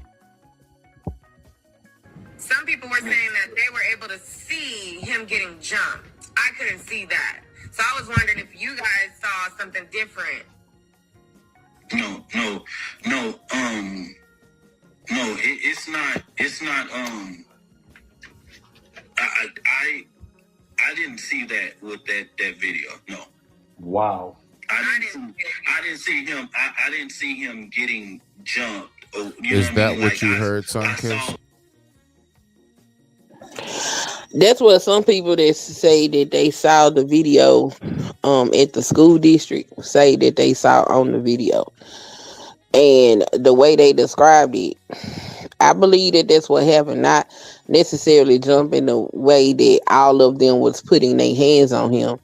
I ain't see the video, so I don't know. I'm going with what's logical and what makes sense. It don't make sense to me that a child that's a straight A student that works 2 jobs, that's the captain of the football team and the track team, is just gonna go and stab somebody for the hell of it. It don't make any sense at all. It's somebody he didn't know at that. That's illogical. Like there is no logic in it. All right. So, Sunkiss, what I've noticed that the main arguments have been is I'm talking about from the other side. I'm talking about the other side as far as like those of us and even whites are saying this argument. This is the primary argument. All of that, he was a straight A student. He's on the track team, football team, saved somebody's life from drowning. That has nothing to do with what the law has written. And what they're saying is because he broke the law, then that's why they agree with what they agree with. Your view. What law did he break? Hold on. You breaking up. You borging. One more time. Is it better? Can you hear me now? Yeah. Yes. Nice and clear. I said, what law did he break? Well, what's being said, of course, is the blade, the via weapon, alleged weapon, will the convicted weapon. All right, let's just be real with it. The convicted weapon on what they say is school property or premises, which a lot of people even argue it wasn't school grounds. A lot of people say it was. So, that's a back and forth as well. So, according to Texas law, you can carry a blade that is less than 5 inches. So, he was well within his legal right to have whatever it was. From what I understand, it was a Boy Scout tool. From what I also understand is that it was not all the way open. So, if he was going over there to actually cause harm to that child, it would have been all the way open. He was sitting there throughout the entire ordeal. So if you got some kids that come up and surround. Now, I've been jumped before, and I know what that feels like. Me too. Just because everybody that's standing around you may not be putting their hands on you, but if they got you blocked in and they talking shit to you, you don't know what's coming from where. So I've been jumped twice, and I woke up in the hospital in one of them. I woke up in the hospital. Yeah, I got jumped real bad. Yeah, I know about that personally. Yeah. And so, like, if you sit up there and surround somebody, then that's what happens. Now, how they say he stuck him in the chest and he's sitting down. He was sitting down the whole time. They came and stood up over him. So, and then after he got away and was going down the bleachers, he fell down. They was trying to chase him. Even the boy that died was trying to chase him. He just couldn't because his body was done. You know what I'm saying? He fell, but he was finna go chase him too. So, like, it's an unfortunate situation. And I do believe that had he had a decent defense, then there would not be any, controversy about whatever he got, because most people are not saying, oh, he should just get away scot-free. After all, somebody did lose their life, but 35 years is insane. All right, so hold on. So this is the ultimate. This is the $1 million question. I'm gonna ask you this. You give your response. I'm gonna push play on the video so we can get through it. All right. Okay. You're the judge. Let's just say The defense requested that it be a judge deliberation, so no jury. You're going to be the deciding factor in this. You heard all of the evidence. The fact is, at the end of it, Sunkiss, yes, a life was taken. What is your sentence that Carmelo would have right now if you were on the bench? He'll get 5 years, 2 years. You're Borgin. Start over. Can you hear me now? Yes, clear. He'll get 5 years, 2 years time, and 3 years probation. How would you give him 2 years time if he wasn't in for 2 years? He got bonded out. You can only credit him for the time that he was actually in. Just letting you know, technically, I know how that goes. You Say can't what credit now? him. You said He was 2 never years. in jail. I would give him 2 years. So you can't credit. Listen. When you credit somebody, that's for example. I'm just letting you know how it go. Just for the record. I'm not giving him no credit. His time is 5 years, 2 years serving, and 3 years probation. Oh, okay. I thought you said okay. So you would really okay. So hold on.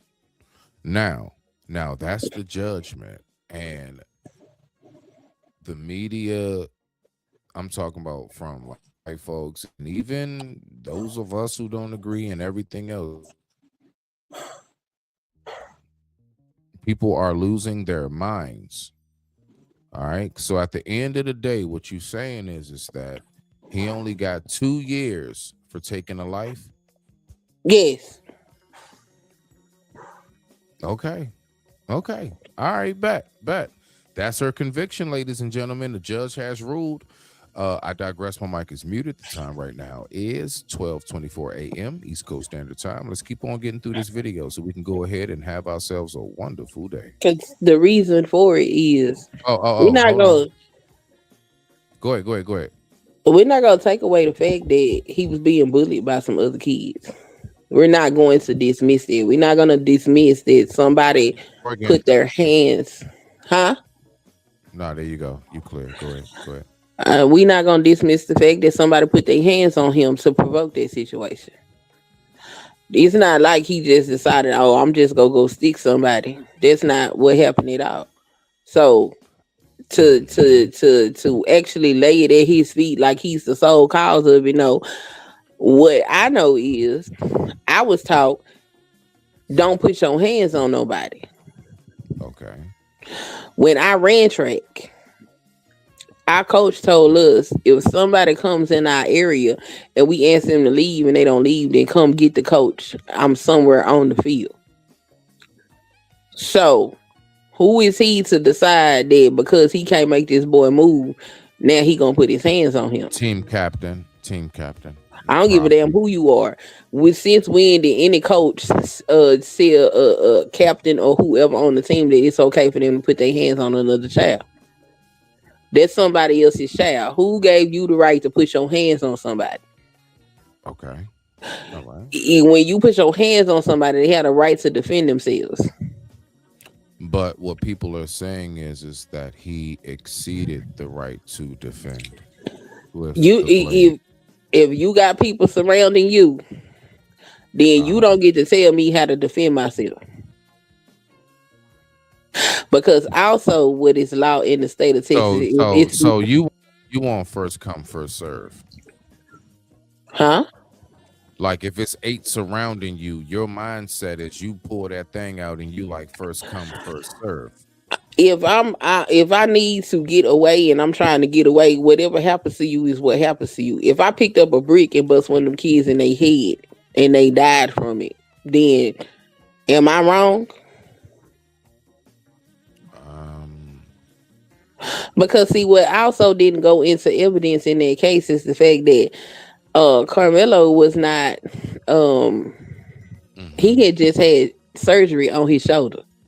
So everybody saying, oh, you stand there and fight. Well, number one, this motherfucker is 100 pounds larger than I am, and he's taller than me, and my arm don't work. What else wasn't allowed into evidence is the fact that Carmelo had seizures. So what if this boy would have hit him and he would have had a seizure and he fell down? So he got to pay with his life. Oh, I didn't know he suffers from epilepsy. Okay. Yes. Okay. And Okay. that the judge did not allow these things to be brought into evidence, while the prosecution was trying to paint this picture that he this boy that's this bloodthirsty and violent, and he has no record for none of this. Then they put this gag order on, but while they got this gag order going on, um his family is over there paying somebody to run a smear campaign. That's why all these people talking about, oh, they took the money and bought a house and a car. None of that is true. They didn't get no money. The money that was in the crowdfunding thing, they didn't even get to touch. The lawyer had direct access to that, and after the trial, he took all the money out of it, and they didn't get nothing. Hold on. Hold on, wait a minute. If it's supposed to be for Carmelo and his family, how are they not the direct key holders to whatever the account was? Like, how is the lawyer the one even Because they was raising it for the lawyer expenses. So however they had that set up, the money was going over there to the lawyer. The dude Dominique said that his organization paid that lawyer for the experts that were supposed to testify that he You never know, called to the stand. He said they got the receipts for it and everything. So like this a whole railroad, you know what I'm saying? I think something wrong with Carmelo parents, because ain't no way in hell I'm gonna sit here and watch this and let this keep no, go on. But I'm gonna just be real with you. I'm gonna just be real with you. Like, look, the shit happened last year, which means that there's been a whole calendar to get proper counsel in order. I'm not saying anything about the parents. I'm looking at them just as much as complete victims. All right. Just as much as the dad who lost his son. All right. No need to mention his name. We know who he is. My thing is that I'm just going to say I'm going to say what I don't think anybody else has really said in these spaces when it comes to this whole thing. I want y'all to think about this right now. That boy, that young man was railroaded.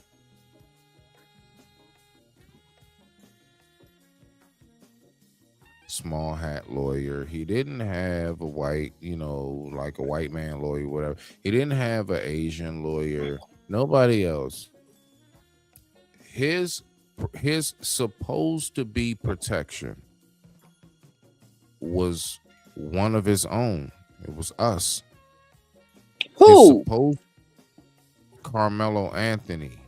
His lawyer, the white man. It was a white dude. Yeah, his lawyer was a white man. Hold on. Then who was the black nigga that was talking? I thought that was the lawyer. No, that was the Dominique Alexander was a spokesman for the family. He run a organization that help families when they going through stuff like this. And he tried to tell him a proper lawyer to get, and other people got close to them and started telling them all this.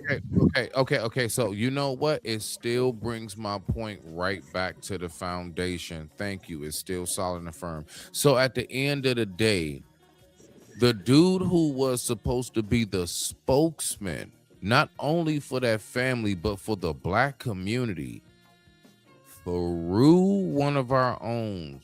No. If he suggested that white lawyer, did he? He did not suggest the white lawyer. He suggested a different lawyer, and Carmelo's parents went with that white man because all them other people was telling them that's who he needed to go to, and they wouldn't let him talk to all the other advocacy people. They was blocking them from talking to him. So everybody that was trying to help them didn't have access to them.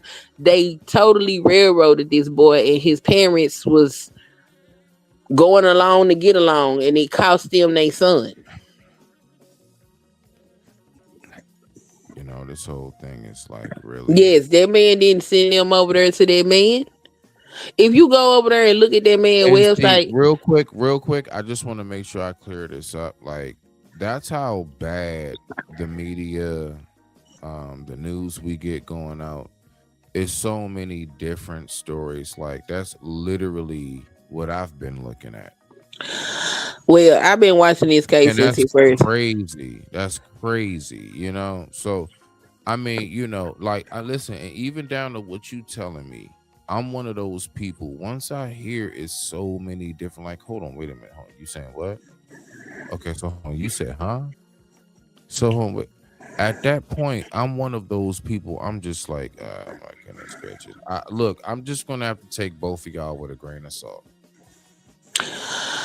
I've been Because watching this case. nothing's consistent. That's all I had to say. Nothing's consistent. Go ahead. I've been watching this case since it first started, and ain't nothing look right. The fact that you mean it, so look, I ran track. Okay, now when I was coming through, we ain't have cell phones. But this day and age, these kids got cell phones. You mean to tell me some shit going on and ain't nobody got no video? I have never seen anything happen where there is no video evidence at all. Not even a little bit. I just want to know, Sunkiss, why is there endless angles from police footage to civilian footage of Floyd, but there just somehow or another, nobody had a phone that day, or there was a few. We know. Now, listen, I'm saying that facetiously, sarcastically, right?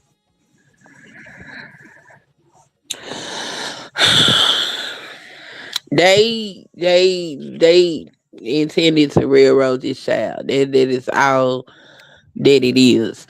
They tried to the actual video of the incident that you can see at the school. The school has so Frisco is a predominantly white area. It is a upper middle class to high class area. So they have state of the art technology. That video was filmed in 4K. Well, 4K technology has to be displayed on a 4K device. They did not show the jury. Well, I don't know what they showed the jury. They did not show the people that was in the courtroom the video on a 4K device. They stated that they would get a 4K device and show it to them, which never happened. They tried to get the original video from the school district. The school district told them no. What else is interesting is the school has an expulsion policy if you bring a weapon to school or on any school premises. Carmelo didn't get he didn't get expelled. Carmelo was able to graduate. Now, why would the school make that decision? Right. Because something was going on. What else did not come into evidence was that same day, right before that boy got stuck, they had called the Austin and Hunter's parents to come to their school because they had did something to a cheerleader and the police was called. And so their parents was called to come up there so they can deal with that particular situation because them boys was bullies. But don't nobody that the judge didn't allow that stuff into evidence. One of them cheerleaders then already came out and talked about her side of the story. Then allegedly the father invited them all because Frisco is a small, tight-knit area. It's growing, but pretty much all them people know each other. He invite all of them over for a barbecue and then he threatens them. So all of them scared to talk. So it's a whole lot of nonsense going on with that case, and it's unfortunate that they blatantly would sit up here and railroad this boy the way that they did. And then for the attorney general to get involved in the situation and tell folk that tell the school that they can no longer allow people or send copies out of the video, that's information. That's public information. He done put a block on it. Somebody comes up to the panel and they say to you, come on, so we're just hypothetically we're role playing right now. Somebody comes up on the panel and they say to you, give me your organic answer, You know what, Sunkiss, I've been listening to you for a little bit now, and this is the problem with black people, is that you guys continuously defend criminals. The fact is, he broke the law. You said yourself, you as a judge, you would give him 2 years, which means you wouldn't let him off scot-free. That means you know he committed a crime, but yet you're still sitting up here defending a criminal. What do you say? I would say I don't think he committed a crime. I think what happened was manslaughter at best. Then why would you sentence him to prison, ma'am, if you say he didn't commit a crime? Because a life was lost. That's the only reason. That's a crime, ma'am. It's not a crime. There are justifications for people dying. He could walk. But for the mere fact that he had the weapon at school, there deserves to be some punishment. That's not a crime. Breaking a rule at school is not a crime. I want to show something to the public, okay? And I want us to...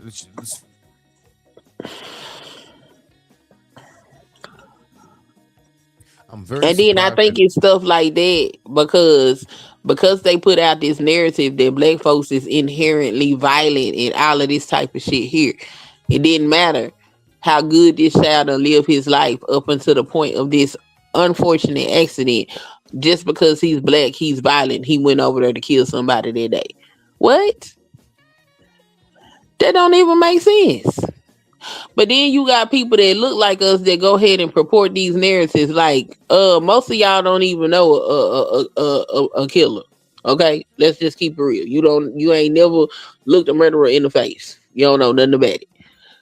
So why are we perpetuating these narratives that they're putting out about us, knowing full and damn well most of us ain't never experienced none of this type of shit? Okay. Now, this is the thing that I want to present, right? Okay, let me go ahead and put that on silent. I want to present this right here.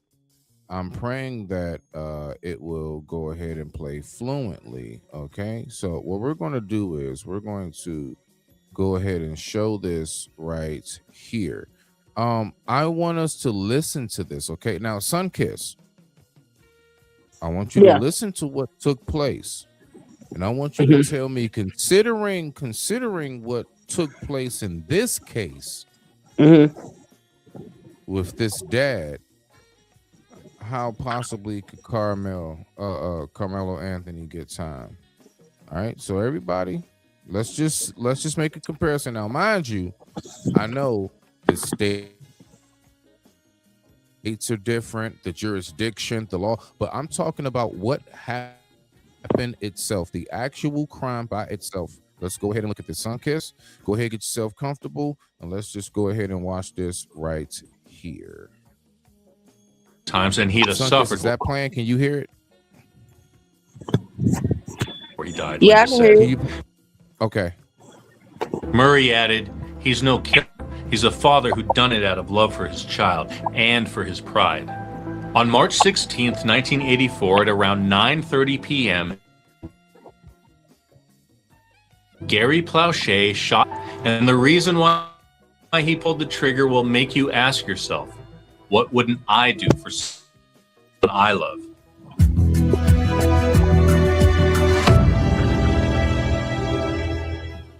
Hi there, I'm Chris, and you found True Crime Recaps.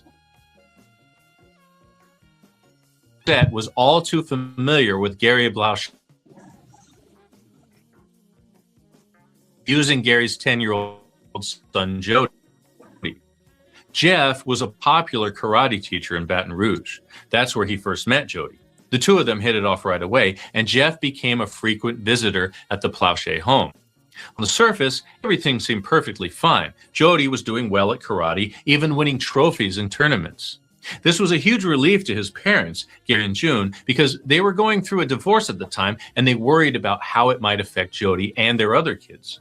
They thought Jeff was helping Jody, but little did they know he had more sinister intentions in mind. Slowly, one touch at a time, Jeff and the police were bringing him into Baton Rouge on a flight. The Jeff Doucette case came with an Okay, hold on. I just wanted to fast forward. Here we go, right here. So basically, a father was upset at what happened with his son.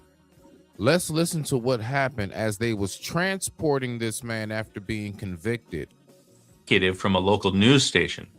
As they were chatting, the Jeff Doucette case came up, and that's when the exec let it slip.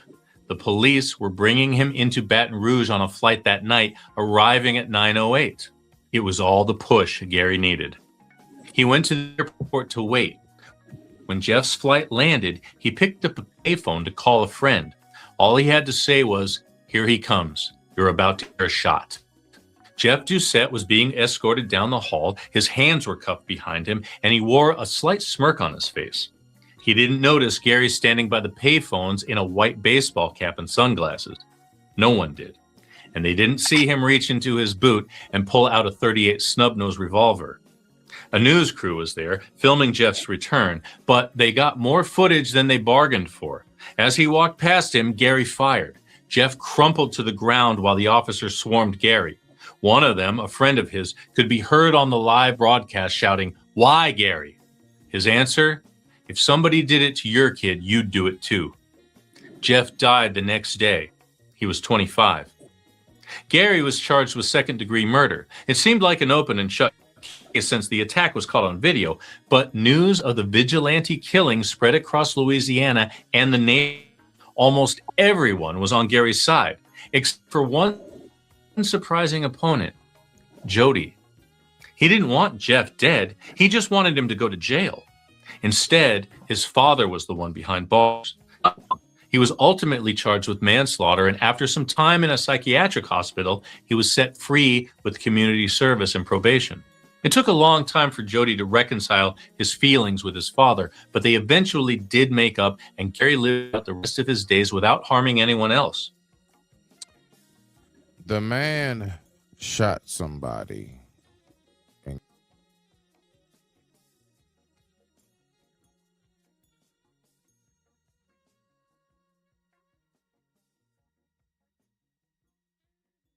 Oh Lord. My bad. I'm right here. Now, so my point is that I hit the wrong back arrow. Oh, okay. Yeah, my point is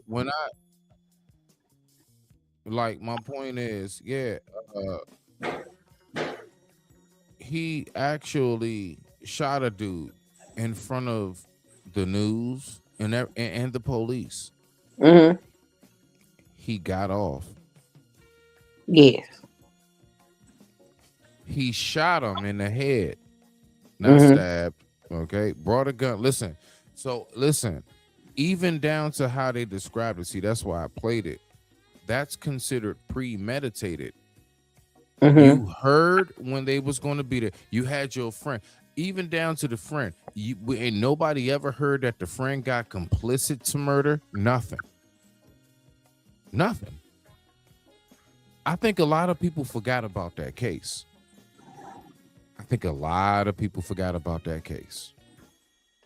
Okay. So one more again, right? Not the actual, but just, hold on. Let me.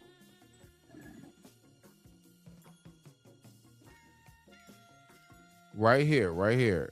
Just one more again, people, because this is a short, right?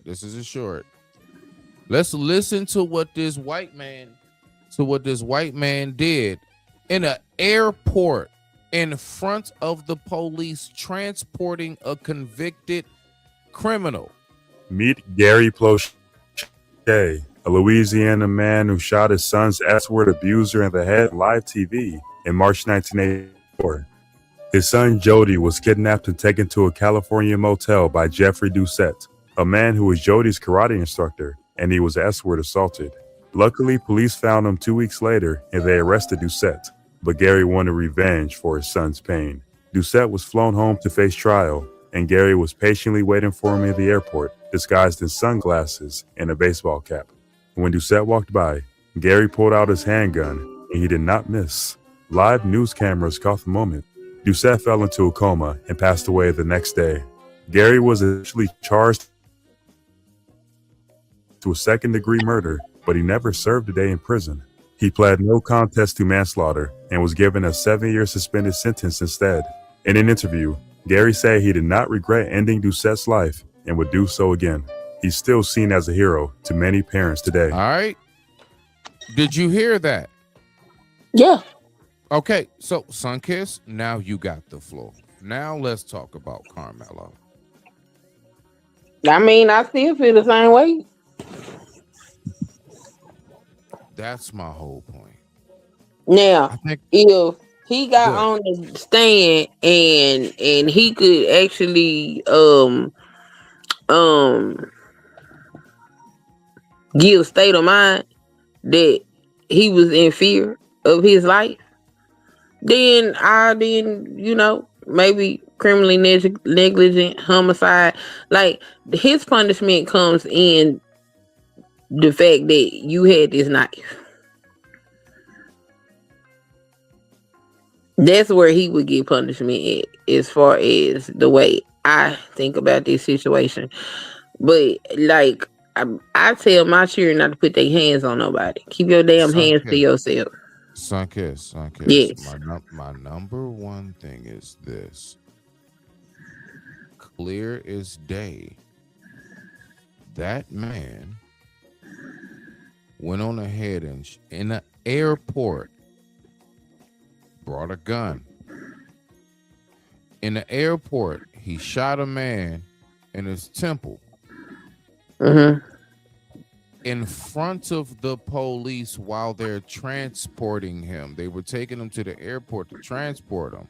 Yeah. That man played no contest and got off. My point is, I'm trying to figure out, is it that same smoke for that dude? Should he be in prison for the rest of his life? Should he be put away for 35, 40 years? By letter of the law, he should. Okay, well, he played no contest and they declared it justified. It was justifiable homicide. I remember this case because my father showed me this back a long time ago. I remember this case a long time, long before I even had a computer with YouTube and the internet. I've been knew about this case. This is an old case. Right. A lot of us did, right? Right. And did you really hear any real uproar? No. Or did you just hear, you know what? Yeah, if that was my son, I'd do, the whole thing, right? So my whole point is, I'm just trying to figure out at what point did we actually switch like this? We switched because he black. That boy wasn't on trial for what he did. He was on trial for who he is. Okay. Well, listen. That father was on trial for what he did, but that father may have gotten off for who he is. You might be on to something. That man got out because somebody molested his kid. That's why he got out.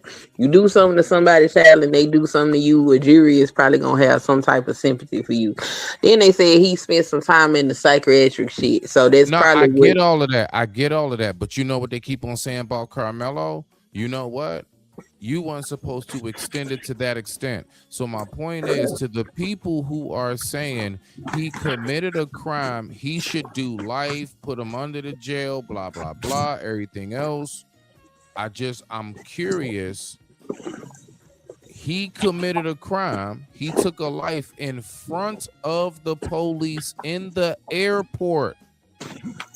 Should he get the same? No, because he is defending his kid, and Carmelo is a black ass boy that killed a little white boy. That sounds very, very. You know what? Now that you put it that way, that does sound very equal. Yeah, it does. That sounds very even, Sunkiss.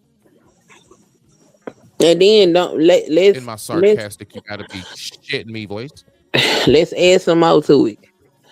Carmelo had scholarships. Hold on. Wait. You broke up. Say it again. Say it again. Am I breaking them now? Nah, you good now. You good now. Carmelo had scholarships. He had colleges that was recruiting him. Them other boys didn't have shit. But they daddy done pumped them full of steroids and all of this other type of shit. And it still didn't have shit for it to show for it except for two big ass bully ass boys. You don't see these people that saying that Carmelo deserved to be under the jail. Nobody's addressing the fact that Austin put his hands on that boy. They're not addressing that.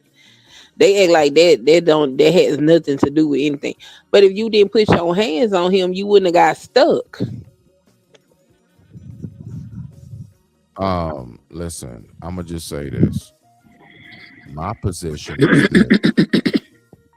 Self-preservation comes first at all costs, at whatever and any means that is necessary. And I'm going to leave it there. Let's listen to what this guy is saying, Sunkiss. So I'm back on this video on this guy that a lot of people in this space ate for whatever reason. So yeah, I'm gonna go ahead, shout out to the Black conservative perspective. Let's listen to what he has to say, Sunkiss. Okay. From the pro-blackity blacks over the Carmelo Anthony trial verdict. Carmelo Anthony. Can you hear that? Yeah, didn't he just say the blackity blacks? Yeah, okay, so you heard it. Let's go. Being found guilty of murdering Austin Metcalf. He's likely going to do at least 20 years in prison, getting bent over for 20 years straight. Hopefully 35. Why would all right? So listen. Even if he did whatever, blah blah, whatever. Why? All right. So you want to even go to the extent? So him going to prison and never has to have had that before isn't enough. You got to add in being bent over. Like what are we doing right now? What are we doing right now? My bad. Nah, you good. I'm just saying, like, I mean, like, let me just say this, like, just real quick, right? As somebody who actually been there, like, for 7.5 years, I shit y'all not. First and foremost, in prison, I'm telling you, majority of dudes are kicking you off the effing unit if they find out you on that funny shit. You know, just as much as you hear, oh, snap, your paperwork says you like to touch kids. If we find out you like to touch men, we don't want you around, bruh. You have your small little, like, just like in the real world, just like in your own community. Of course, you might have one of, you might go, okay, these niggas here. But overall, dudes ain't playing with you with that shit. And it's just, it kills me how, like, I be, the main people I hear say that are guys like this dude right here. I know for a fact he's never done a effing day. He ain't never been locked up. He ain't never done those. He never did a bid. And it's always the people. Sunkiss, can you imagine how military vets, war vets would feel if people who never been there just kept talking about what it's like how we have to eat, how we have to sleep, and you've never been there. They never been there. They'll have a problem with that. They will have a huge problem with that. You've never fucking been there. I know some people have seen the videos of when folks be like, when real war vets, I know you probably seen it before, Sunkiss. You've been on the internet long enough. You ever seen those videos where like the war vets will like call out dudes that claim, it'd be like, hold on, wait a minute, what brigade were you in? What's your what's your number? And they're like fake, like fake Marines and shit. And they like, nah, like they don't go for that. I'm telling you now. It's crazy to me how I'm telling y'all, if you really pay attention, when y'all keep hearing about what happens in prison, the one thing I would say, ask that person, have you ever done a day? Have you ever been, literally this term, have you ever been up the road? You ever been sent up the road? I don't mean, don't hit me with no, you got arrested because you got drunk driving and you got bonded out hours later. Yeah. You know what I'm saying? I'm gonna put you on mute. I got you. That shit don't count. I'm not talking about, you know what I'm saying, that type of work. I'm talking about you actually had to be away from your family for like years at a time and you actually thoroughly experienced it. And I keep hearing people who never thoroughly experienced that shit keep talking about what the hell go down inside there. Bruh, everybody is not Fleece Johnson. As a matter of fact, you know why he's so famous? Because he's definitely, like, I ain't gonna say he's a one-off, but like that's not as common as you think. Dudes really be cooling and chilling, bruh. A lot of times we don't like we do everything we can not to go to war because we know how much it's going to shut shit down. Niggas ain't trying to go to the hole and everything else. Like, y'all don't even get it. Like, dudes really be trying to cool it and chill and just do their time in prison for real. Yes, you got your crazy niggas in there, and yes, you got your videos of gladiator days because I seen that myself. But overall, like, nah, that shit ain't even what it is, bro. That's not what they make it seem to be. So anyway, let's keep on going after listening to that goofball talk that dumbass shit that he was talking about just now. Let's go. Right? Hopefully longer. I don't know if that's even possible at this point. But one of the reasons why I'm saying this is the fact that the pro-black Carmelo Anthony supporters can't stop lying about this case. Even though all the evidence was presented, Carmelo never had a strong self-defense case from the beginning. These people just continue to spread lie after lie after lie after lie after lie. And it just won't stop. It won't stop. Okay. At this point, I'm beating my head against the wall, listening to these people come up with these nonsensical conspiracy theories about why is it that Carmelo was found guilty and why that he's actually innocent, right? He's actually innocent in that there's this grand collusion. Did you say something, Sunkiss? No, but if he didn't have a case for self-defense, then why would his defense attorney present a self-defense case? No, I believe what he was saying primarily, Sunkiss, from what I'm listening to, is he didn't have a sufficient defense. Now, just because you don't have a sufficient defense, does that mean that you can't be proven innocent? Do you see what I'm saying? Like, I mean, okay, it's like saying, like, yeah, I mean, you know, this guy calls himself a master mechanic, but, you know, he didn't have all the tools he needed to fix the car. Well, does that mean that he's not a master mechanic, or does it just means that he didn't have everything he needed? He needed a drill, he needed a lift, he needed all Exactly. kinds So of if stuff. you a criminal Right. defense attorney and you don't have the things that you need to prove the case based off of that, then why didn't you run a different defense? No, I'm talking about, no, I believe from what we're hearing, the criminal defense had everything they needed. They did not present everything. He didn't have sufficient criminal defense because they didn't fight for him to the max. And Basically, I'm saying he for had the people that are saying that he did not have a sufficient defense, the question would still go back to why his defense attorney would run that as the playbook if he don't have a sufficient defense. Like if it's my client, I'm gonna tell my client we can't run self-defense if we don't have enough evidence to support that you use self-defense. I'm not gonna put you up here on something that's not right. So either way it goes, no matter what they say, it still falls back on his defense attorney. You understand what I'm saying? no, okay, no. Yes, because we're saying the exact same thing. I believe it's just we're saying it in a different way. That's all. It's one of those, we're saying the same thing in a different way. We're saying tomato. That's all. Same fruit, different produce out. I got you. All right, let's go ahead and get back to the video. Let's listen. Okay, between everybody involved, including the defense attorney, which apparently the family cheaped out on. I had him meet with another attorney, a black attorney. The first attorney I had to meet was black.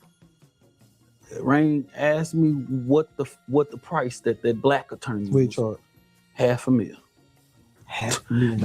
They weren't talking until they gave him $200,000. What the white man say? 75. 75,000? Yeah. And so my thing was, it's like, hold on. Nah, it's just a commercial real quick. I got us. It's right here. All right, boom, let's get back to it. They're trying to convince us there's this grand conspiracy to hide what is supposed to be bombshell, clear video footage of what happened, showing that the pro-blackity blacks were correct, that Carmelo Anthony was jumped, even though the woke minister, Dominique Alexander, admitted on video that, nah, that's not what's in the video, right? But these pro-blackity blacks are convinced that Carmelo was jumped and that there's this mysterious video out here that is clear as day that shows that Carmelo was jumped and that everybody is lying about this, right?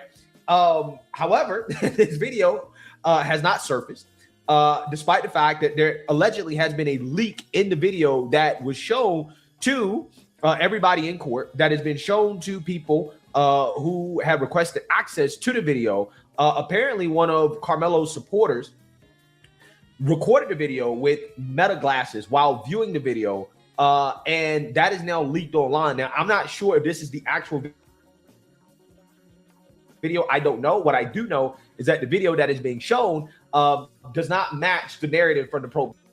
I don't know if that's the video. I'm not sure. So from that very second on, my ears tell me everything before what you said is based upon your opinion, just like most people. So it's like, all right, bet. And the whole, Sunkiss, I've never really been able to get where some of us just feel as if that, you know what, maybe I can be in a better position if I'm against my own, right? Do you believe in the actual Negro wake-up call? Do you believe that's a real thing? Yeah, I believe that's what Carmelo Anthony's parents got. Really?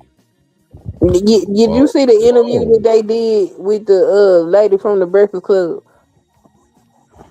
Nah, I mean, you can pull it up if you want to. Let me see if I can find it. The interview with the lady from the Breakfast Club. Okay, all right. And she did an interview. Keep talking while I pull it up. Basically, they did not listen to anybody. They listened to them damn people tell them what to do. And listening to them folks has helped got their son railroaded. That's what happened. Now, I don't know why you and your black ass would sit up here and trust these white folks to do anything good for you. But that's what they did, and that's where we are now. Sunkiss, I personally don't like to be on the side of all white people bad. I would be fake. I would be fake as ever if I ever tried to do that, because I mean, I know some dope ass white people in my life. You know what I'm saying? Like, Well, I'm gonna say this: if it was that many good white people, then we wouldn't have a whole history of niggas hanging from trees. Okay, we wouldn't have postcards sitting around. We wouldn't have folk that had the shit that's gone on in this country. It ain't enough of them. I don't want to play the all up main bag, because it's only a handful of them that ain't looking at us like they supposed to still own us. I don't want to play that game, because it ain't enough of them standing up and telling they people that they out of line. And in my opinion, it's not enough of them that are saying that boy should have kept his hands to himself. That boy should have went and got an adult. Because is that not what we teach our children? yes, it is. So this is what we teach our children. But apparently they don't teach their children that. But we the violent ones and we the uncivilized ones. None of that shit don't make no sense. So I'm not gonna play. Oh, all white people ain't bad. Now, if not enough, like the state that our country is in, if it was enough good white people, we wouldn't be in this state. Okay. I mean, all right. So listen, this is the main thing that I recognize. Okay. The fact is that it's just like, let's just say, for the sake of the argument of how you're placing it, that white people are the poison. Do you know what we have had to learn how to do? I'm talking about our people, all right? The originators of it. We had to learn to come up with something called anti-venom. Do you know what anti-venom mainly consists of? Is the actual poison from the snake itself. My point is, and what I'm saying is that I believe that we need to, if we as the minority, if you want to say, want to go ahead and make it, I believe that we need to figure out how to, I wouldn't say work together with them. I would say more so of a learn how to work around them. We need to figure out what are the loopholes, considering, okay, if they so-called control everything, then we need to figure out the loopholes to work around them. That's primarily how I see that. Because let's just be for real to land it, and you can give me your thoughts on this. We're not going to be able to get rid of all the, you know what I'm saying? I don't even suggest it, okay? All right? Like, I'm not on that type of time, all right? Some of us may be, that's just not me. So we're not going to get rid of all of them physically, all right? The whole going back to Africa thing, most of us already know, where the hell are we going if we went back there? We just dropped off, like, where are we going? Whose house, right? Whose hut? So the fact is that we're going to be here. We're going to have to occupy the space with them. So just like the people in the Amazon or whatever, you know what they figured? We got to share the space with these poison ass snakes. So let's figure out how to protect ourselves if we get bit. And one day they discovered something called anti-venom. And that's why I said that in the beginning. Just for those who might have been a little lost as to why I mentioned it. But that's where I'm at with it, Sunkiss. We need to figure out how to work around and through them to go ahead and get accomplished what we need to get accomplished. But go ahead, you got the floor. I digress. My mic is muted. Respect to you. I mean, all that's good, but I mean that's not gonna take away from the fact I'm not finna sit up here and act like most of them know how to behave. I'm not gonna do that. That's crazy. Self-preservation is law. And sitting up here acting like, oh no, they're all gonna treat me like I'm human. That's bullshit, and I know it, and that ain't being safe.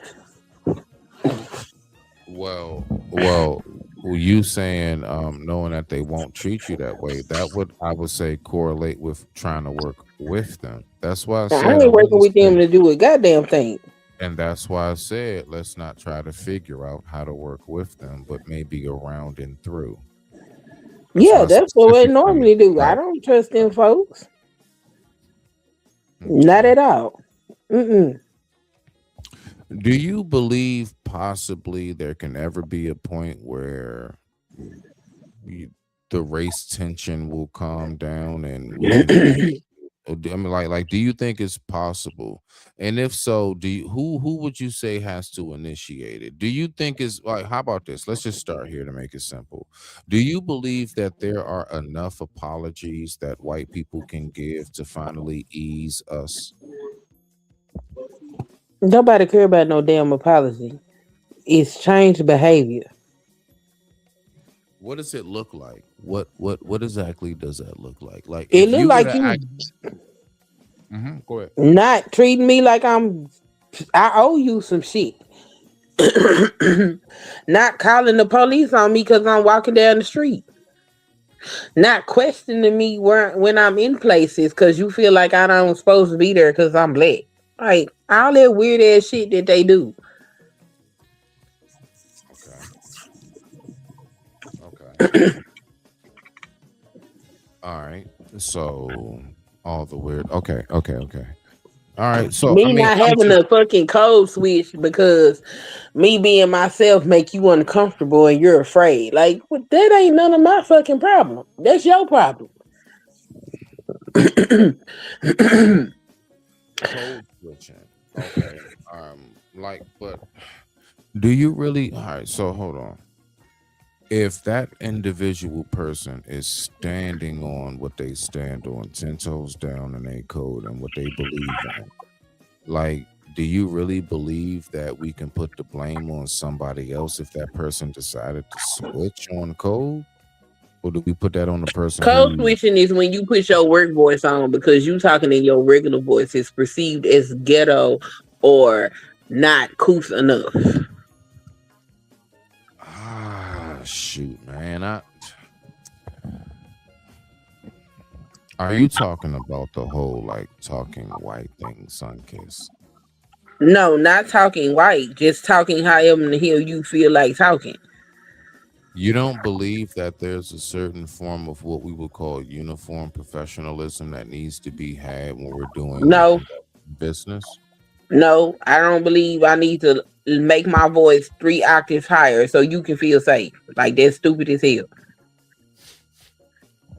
No, not higher. I'm talking about, let's say, just like choice of words and articulation. Like, I mean, you can sound.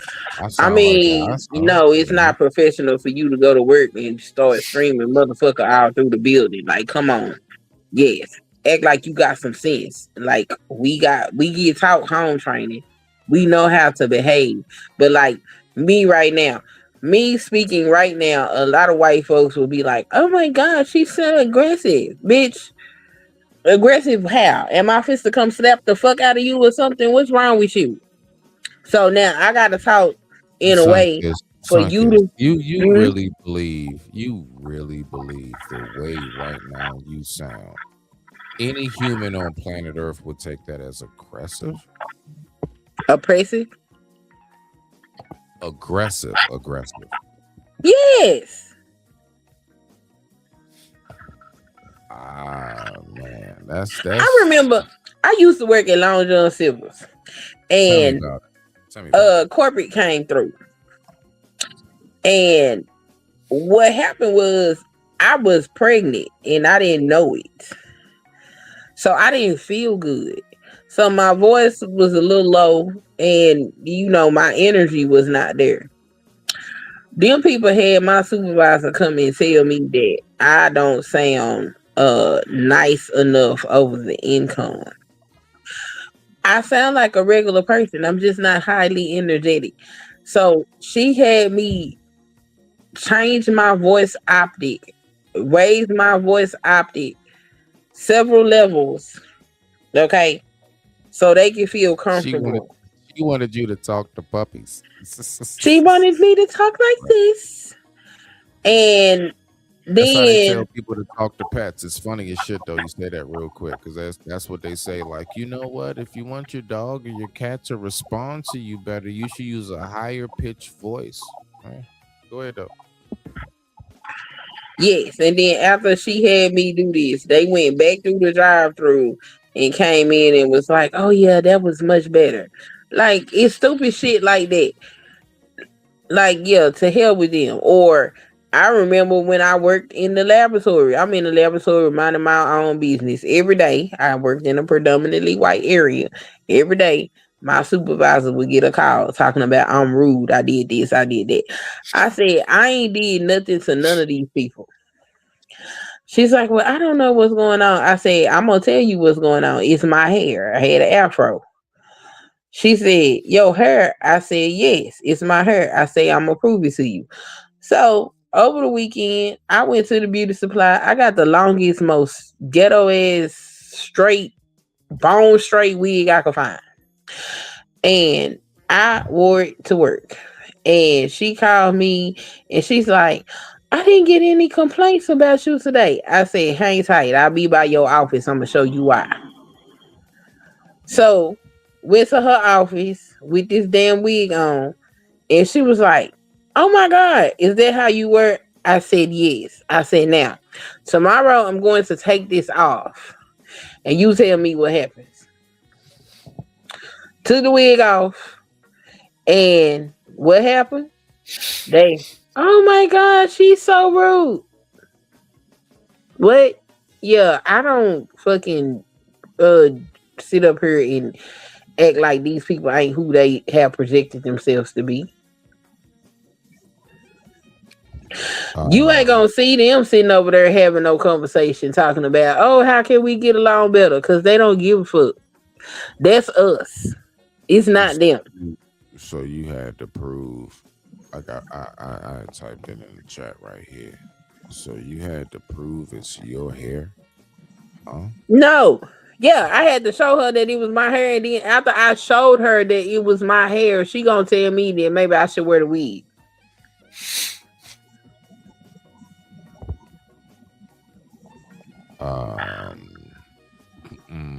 Sunkiss? Yeah. Don't be mad at me for this.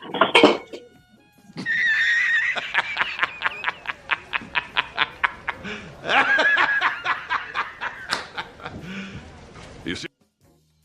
My bad.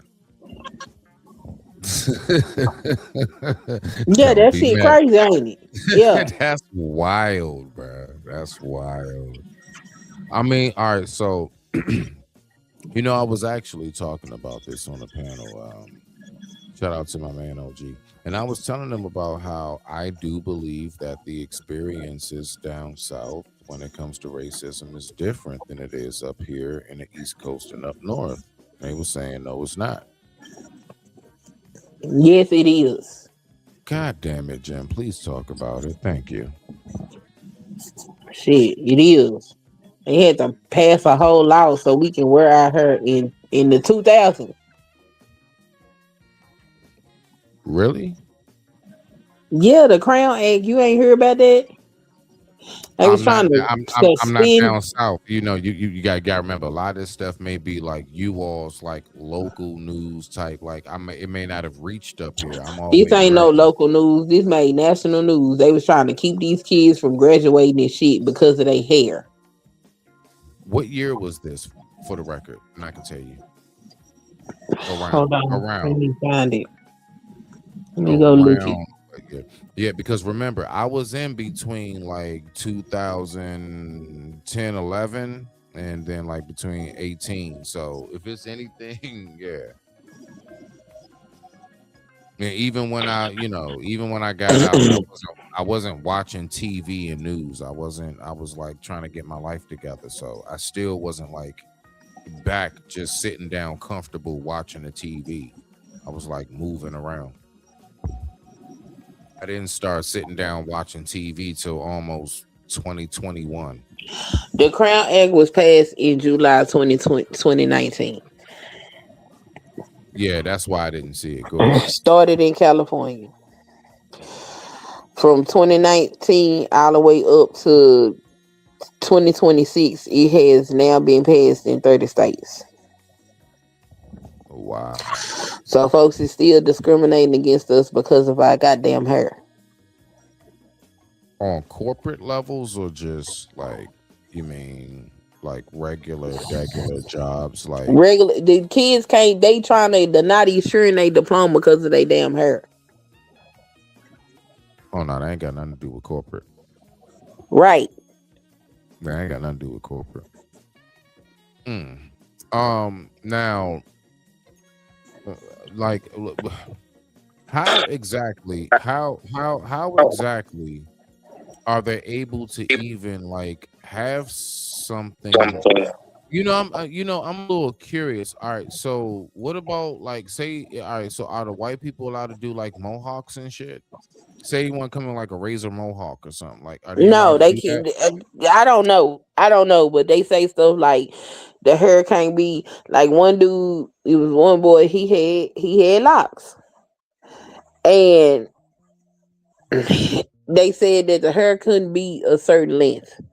So his mom would go get his hair done and make sure that they did it in the updo.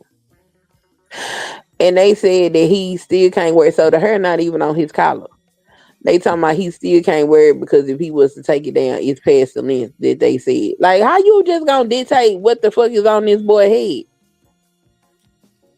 You know, the only time that I actually have heard that was at certain jobs I've worked. I have been in Yeah. certain jobs. No, no, I'm just saying. For example, I remember when I was a seasonal driver for UPS.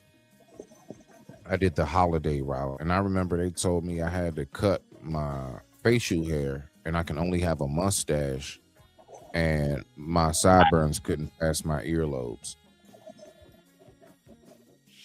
Yep. Now, that's the only time I've heard that. The only time.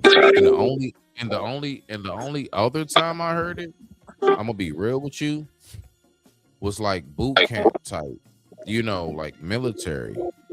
That sounds like the whole state is military. You know how the military tell you gotta shave, you gotta cut your shit down low, you can't handle facial hair till you get to a certain rank and things of that nature. Yep. Yeah, that sounds like it. The only time I've ever heard that is like at a job and military. I've never heard that in anything with like growing up, unless it was your parents that said, "You gonna get a damn haircut." Because I remember my father saying that. But other than that, I ain't never heard that shit. I ain't never heard. That's what they doing. They be messing with these kids. Yeah, yeah, nah. That's absolutely crazy. But I'm gonna go ahead. Hold on. I want to play this real quick, cause yeah, no, I'm all the way just like fascinated with like how all of this has been working out, Sunkiss, and honestly, it's really been a ride. It's really been a ride just listening to everything that's been taking place. But I wanted to ask you this question too. Hold on. With base Let me 44, ask you this a question simple too. sentence. Let me go to my notes right here. All right. So I was wondering this. All right. So you remember when we were talking earlier when it came to like, I guess you can say like the whole depression aspect of it, right? Now I was Yes. wondering. Yes. I was wondering. So I want to ask you this. Did you ever have a support system? Not really, no. So you didn't have any form of a support system that played a role actively, from family to community, if you stopped drinking? Oh no, that was me. That was me recognizing that I needed to stop and just stop it. Okay. I want to know, what advice would you give to somebody who feels like they're stuck in a dark place? Go get help. All right, so I'm gonna ask that question again, ladies and gentlemen. Don't you worry, Sunkiss was just warming up. She's going to give an actual answer. She was just warming up. All right, that so that is the answer. Go get help. Like if you stuck and you can't get yourself out, then that's what they have therapists for. That's why they're there. Like I don't know why people be running away from going to go get therapy. Go get this shit. you think people hold on. You believe that people run away from therapy? Yes, that's why people go turn on they live stream and start talking about all their business because see That's not running away. That's they actually them trying to do therapy. Don't you know how they say, what was that? Self-medicating. It's a form of therapeutic. Yeah, no, it's Very, self-medicating. That's not finna help you it's, do nothing. it's You self-medicating. you're looking for somebody to justify your bullshit. That's what they looking for. They not looking for no actual answers. If you go tell them something that's actually productive, then they gonna start a fight and start talking shit to you. That's not helping. That's not therapy. People avoid therapy because they don't want to look at themselves. That's scary and that's hard because you gotta admit some things about yourself that you may not want to admit, and people avoid it Why do you think the average person runs because it's scary. from It themselves don't feel so good. much? It's scary and it It's does not scary. It feel don't feel. good. So you telling me? So all of these people going around and trying to make themselves appear to be a certain way are very much so scared of themselves the most.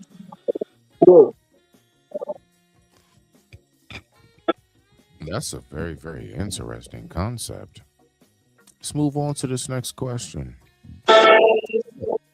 So, I'm just curious. How do you like in your personal life? Let me put you on mute. I got you. How do you, all right? How do you maintain like your own perception of hope? You know what I'm saying, and momentum, even in the hardest of days. Like, how do you do that? Like, what do you do to keep going?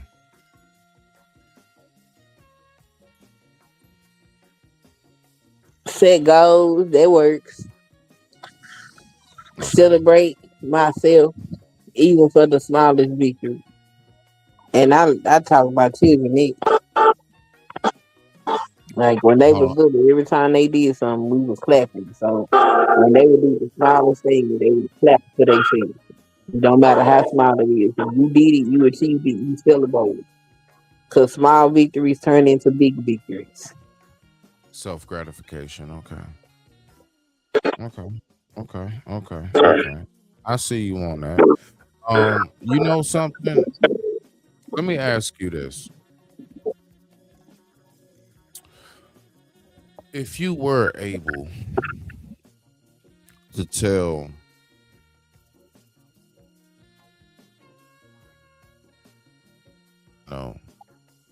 20 years ago, what would you say to you? Like, what would you actually say? Not do different, but say. To myself, Yeah, to yourself. to tell myself, life fucking sucks, bro. I used Same thing I tell myself. uh everybody, the Sun Kiss will be giving out grand advice on her channel. It's called I Really Don't Give a F. Just call in. Uh, Jeez, boy. I mean, No, shit, them the facts. Life fucking sucks. Life has beautiful moments. The rest of this shit sucks. There's no reason to sit up here telling hold on. lies. You Oh, Borgin. Start that over. Start that over. You Borgin. Just so we can can you hear hear it. me now? 1 second. You Borgin. I'm still Borging. That's crazy. Nah, you Borgin. You What Borgin. about now? Yeah, you real bad. Oh, hold on.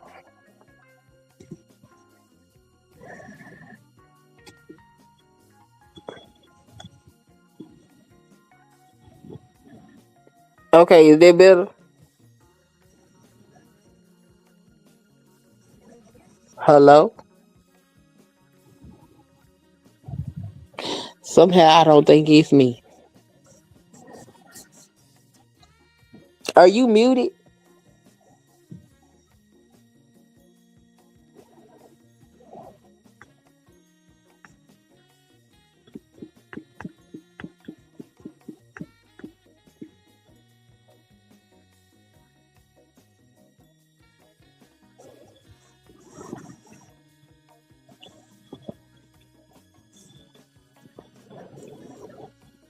Hello.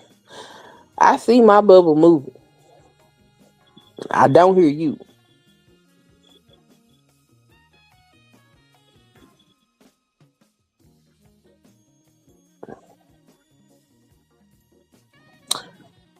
Oh, you back? Can you hear me? Hello, mic check. Can you hear me? Which one? Yeah, I can hear you now. All right, hold. Yeah, no, I just got kicked out of my own damn. Okay, there we go. There's my voice. So I'm gonna take this one out, and let me do that. Boom. Okay. So yeah, nah. Okay. So boom. Now I just, you know what I'm saying. I wanted to actually just like wonder about a little bit of that. I want to play like just 3 minutes of this video right here, and then I'm gonna get ready to get up out of here because it's about that time for me. Oh yeah, I done hit the 2 hour 30 mark. So I'm gonna just play like a snippet of this video right here. Cause now we're gonna talk about the depression and addiction from the psychological standpoint. And we're just gonna kind of listen to what is being said right here. So let's just go ahead and hear what the question is, and let's go from there. So let me pull this up right here. Boom, share screen. Dopamine. There we go. Let's do it. And you're on this journey with us, and I appreciate you for that. So yeah, thank you. Dr. Anna Lemke.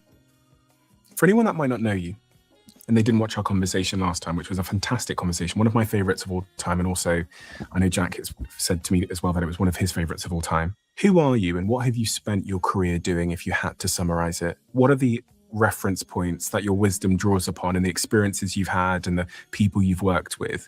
I'm a psychiatrist. I did a residency in psychiatry at Stanford University, and then I stayed on, joined the faculty. I see patients, I do research, and I teach.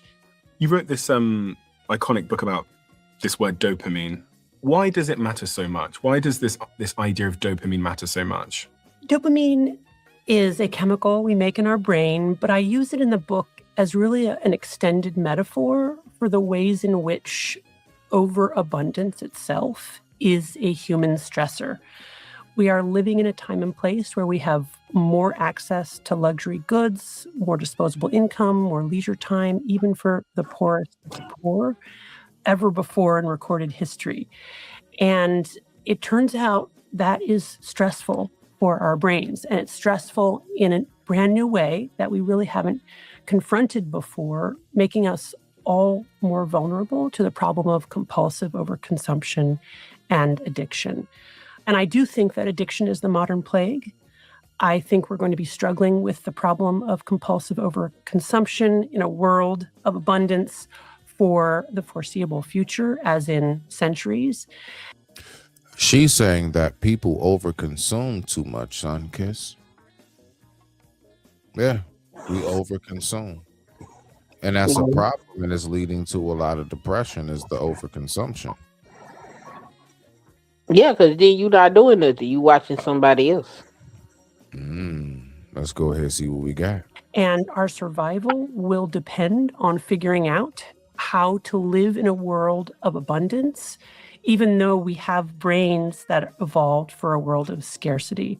At this time of the year, people are thinking a lot about making changes in their life. They want to get in shape. They want to lose a couple of pounds. They want to save their money. They want to knock the addiction. They want to stop the smoking, the drugs, and the alcohol. So as it relates to the subject of dopamine, how do these two things link? Our habits and dopamine. What is the link or the connection there? Because I think most people listening right now have probably made a New Year's resolution, even if it's just in their mind. And I'm wondering how everything you write about in Dopamine Nation is related to and critical to understand if I am going to shake some of these bad habits that I have or pick up some new ones. The place to start is to have self-compassion, because we are living in a world of abundance where we have easy access to all kinds of reinforcing substances and behaviors.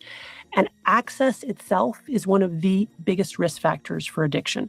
So if you grow up in a neighborhood where drugs— I ain't gonna lie, Sunkiss, I absolutely agree with that I believe that too much access raises the addiction factor, period. The more you have access to anything, the more you will be addicted to whatever that thing may be. Point blank, period. I do agree with that wholeheartedly. Let's keep going. Drugs are easily and readily accessible. You're more likely to try them and more likely to get addicted to them.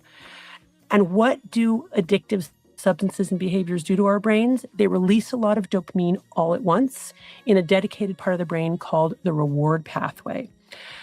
And the fact that they release so much dopamine at once means that they're highly salient and memorable experiences, right? So our brain really encodes that experience deeply, that experience of intense pleasure that was self-administered, that I could potentially do again. Why? Okay, in a world of scarcity and ever-present danger, which is the world that we evolved for, we will naturally reflexively approach pleasure and avoid pain, and we must do so for our survival. Now, I'm going to tell you right now how absolutely factual I see that to be. In the sense of, they even say in the time of war, you know, soldiers find peace. Right? So, you know, the way this world is designed with like, dangers at every single waking moment, as in nature is unpredictable primarily. Right? Even though we're evolved, we have homes, we're a little safer, air conditioned and basements and everything. But, you know, nature's unpredictable. That's the world that she's speaking about that we have evolved from. And I've even noticed myself, taking the time to really pay attention to this, that through that evolution of us evolving from a scarcity, people still have the headspace, even when we have an abundance, to still act as if they're at scarcity, aka the greedy, you know, the selfish. We're literally at a point where there is no reason whatsoever any human should have to pass away from starvation, thirst, or anything. There's well more than enough resources in every category you can think about it, all the way down to Flintstone vitamins. God dang it. Like, everybody has more than enough to get everything we need because it's continuously reproduced. But the fact is that why do you think that right now, only, I think about 10 to 15%, maybe 20%, if not less, I think less, owns like 90% of the world's resources? Right? I need you to listen to that. So that means that, yeah, when they say we're the 99% and all of that other stuff politically, it's the reason why she's saying that. We do come from a headspace of scarcity, even though we have abundance. Let's keep going. Why? So if I have a cigarette now, it's going to be a real experience from a brain perspective. Why does my brain make it memorable? And why would I want to then go do that again from a survival perspective? Okay, great question. So let's first distinguish what we call natural rewards. So natural I am hoping that this doesn't do this to me now. Y'all give me one. Okay. rewards are food, clothing, shelter, finding a mate. Yeah. Goodness gracious. I think it's zipping out on it. Why? So if I have a cigarette now, it's going to be a really memorable experience from a brain perspective. Why does my brain make it memorable? And why would I want to then go do that again from a survival perspective? Okay, great question. So let's first distinguish what we call natural rewards. So natural rewards are food, clothing, shelter, finding a mate. Yeah. These are things we must obtain in order to survive. What addictive drugs and behaviors do is they mimic those natural rewards by exploiting our internal brain chemistry to release a lot of dopamine all at once, much more than we would get from natural rewards existing in nature.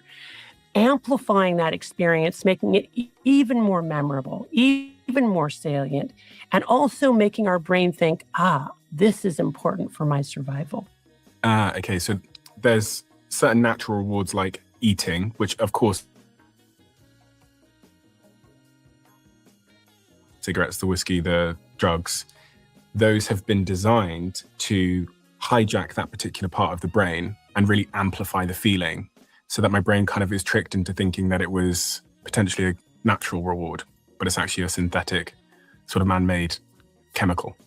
Exactly. And what we see in the evolution of drugs over, human lifetimes, but especially in the last 200 years, is the application of science and technology to take, like, the coca leaf, for example, right? That's been around forever, and essentially make it even more potent, even more available, to make it a faster delivery mechanism. So we have this history of increasing potency and That availability. is very true. They've done the same thing with marijuana. I mean, that's just a very basic example. The weed yesterday is not the same grade of the marijuana today. Over time.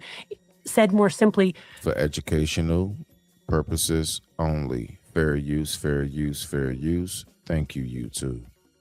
drugs are getting even more potent over time. So this vulnerability to the hijacked brain is even more common, including taking things that we didn't even really think of as drugs and turning them into drugs.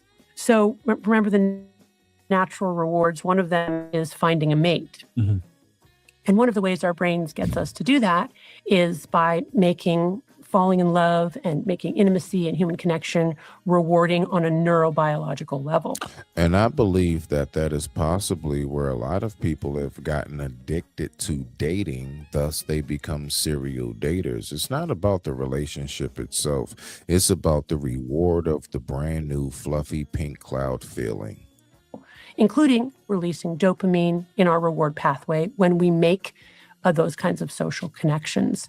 My colleague at Stanford, Rob Malenka, and his colleagues did an interesting experiment where they were able to show that oxytocin, our love hormone, binds to dopamine-releasing neurons in the reward pathway and releases dopamine, which is just one more link in the chain showing us that falling in love, human connection, is rewarding. It feels good. It releases dopamine.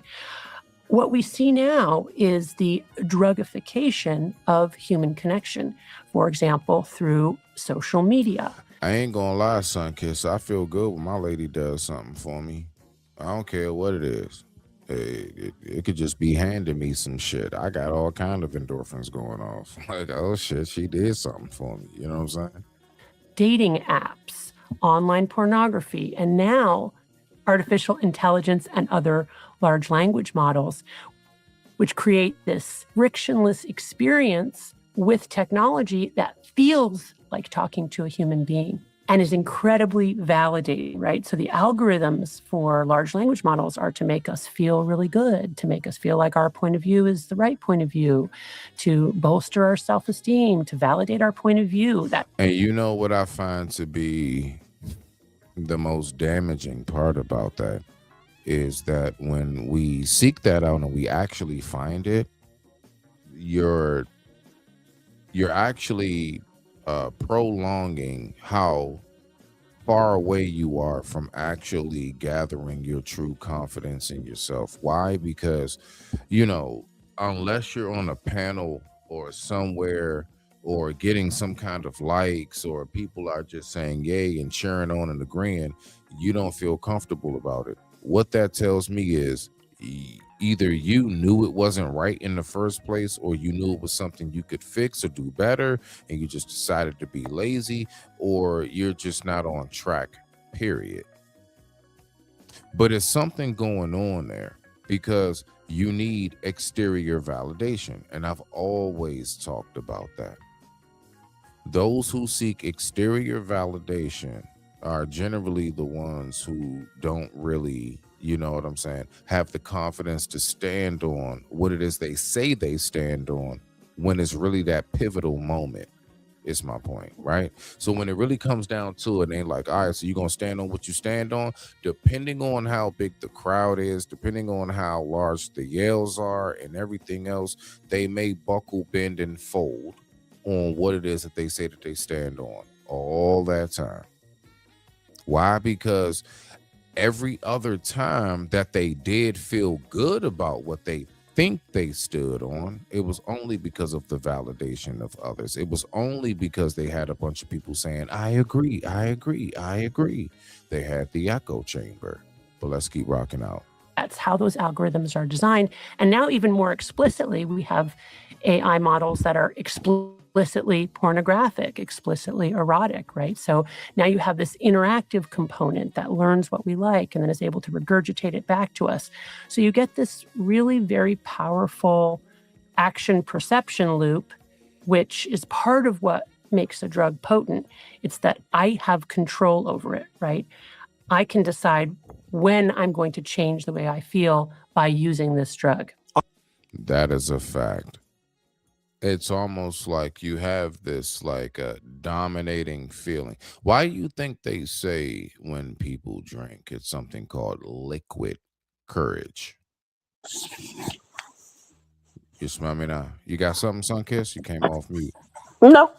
Oh, okay. Now, yeah. I thank you for hanging out. I appreciate you. Yeah, I'm just, you know what I'm saying, just talking through this. Let me know if you got something to say, fam. Are you concerned about AI and ChatGPT and all those large language models that have emerged that are now simulating human connection? Yes, I'm very concerned. I see the not so good outcomes, meaning people who get addicted to social media, to dating apps, to online pornography, and to AI, and who end up using those forms of media to simulate human connection while they actually become more and more disconnected. Have you started to see anybody in your practice or heard of anybody that's developing an addiction to AI or relationships with AI? So we are starting to see that, individuals who are spending more and more time on AI, looking for companionship. Often this is individuals who are experiencing marital or interpersonal conflict, who turn to AI for advice on how to handle interpersonal conflict, and often for emotional validation because they're not getting it from their partners. I shit you not, Sunkiss. Let me say this right here, right? I have noticed a huge influx of people who have told me, man, you want to find out something, you want to ask a question, man, just go to AI. Like everybody says, ask AI now. And what I've peeped is, right, as somebody like, now, first and foremost, I'm one of them type of people. Folks don't even be realizing, like, at times I be like, yo, I'm fully aware I can Google this, but like, that's kind of like I'm going to say it. That's my like reason or excuse for us to have a conversation. Yeah. I want to talk. I want to talk to a person. Like I'm asking you because that's, you're going to probably tell me what you know, or, or it's going to lead into us talking about other things. Right. Right. You see what I'm saying? And it's like, I think people really be like missing that a lot of times. Like, why you don't just Google it? Well, because if I just Google and AI everything, I won't talk to nobody. I won't have a reason to say anything to you besides hi and bye. If that, might start saying it to Google, might start hitting up Nancy. Hello, Nancy. Yes, hello. I just wanted to say hello. All right, hello. Thank you. Have a good day, Nancy. You too. Thank you. I'll be here if you need me. I'm trying to talk to people still. Like, ladies and gentlemen, let me break down something to you, man. Me as somebody who grew up in the truly organic days of life, but also saw the transition as we went into the technology. I am somebody who recognizes that a large part of how I develop my social skills, the reason why I'm not shy to talk in front of a group of people and or two people is because I was raised on talking to people. I was raised on how, I should talk to people. Like when we say, man, a lot of people be having miscommunication and stuff like that, and people don't know how, folks are so rude. Well, more than being rude, I just believe it's the lack of social skills. And the lack of social skills can come off and be in alignment with what can be considered to be rude. Like that's what I peeped. Like I was just raised, like I remember if I wanted to know something, I come from the days of like we would talk about it. Like I'm used to being around people who actually know information. And I can just like ask a person, they'd be like, oh yeah, blah, blah, blah, blah, blah, blah, blah, blah. But then listen, they might suggest or send you to a book. They may send you to a website. They may send you to a certain museum or whatever it may be. But I know that I'm able to talk to this person and they can give me some form of insight. And from that, I ain't even going front. That's a dopamine for me.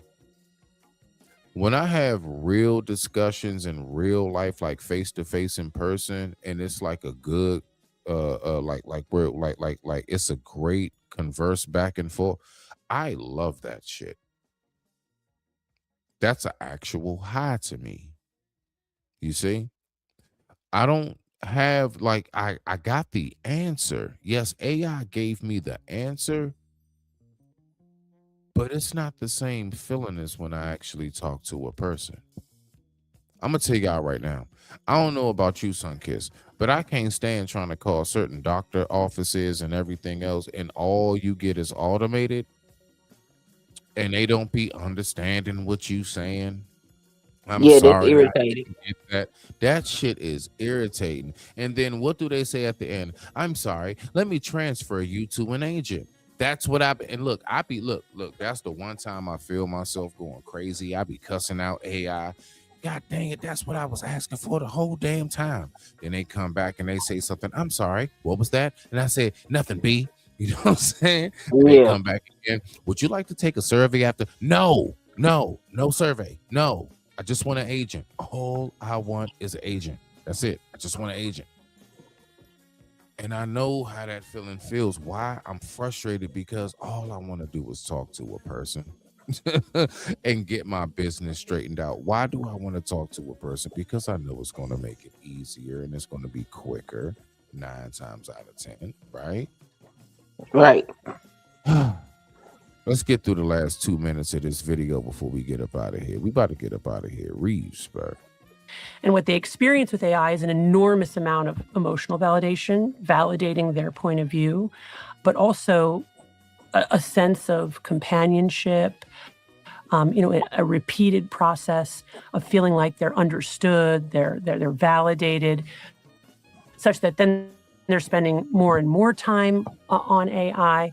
And of course, that is the essence of the addiction to digital media. It's the time spent, right? Which then leads to opportunity costs, other things that we're not doing because we're spending so much time online. Furthermore, in my experience, often leads to a rift between those individuals and their real life partners. Because instead of going to their real life partners and talking, and we know that the most important thing that two individuals in a relationship can do is one 4-letter word that ends with K, which is talk. Those individuals stop talking, right? And instead they're getting their needs met through AI. And that leads then to a further and further rift between those individuals. Do you actually think that it is these chatbots that we're increasingly speaking to about our problems are actually taking the place of humans in our life?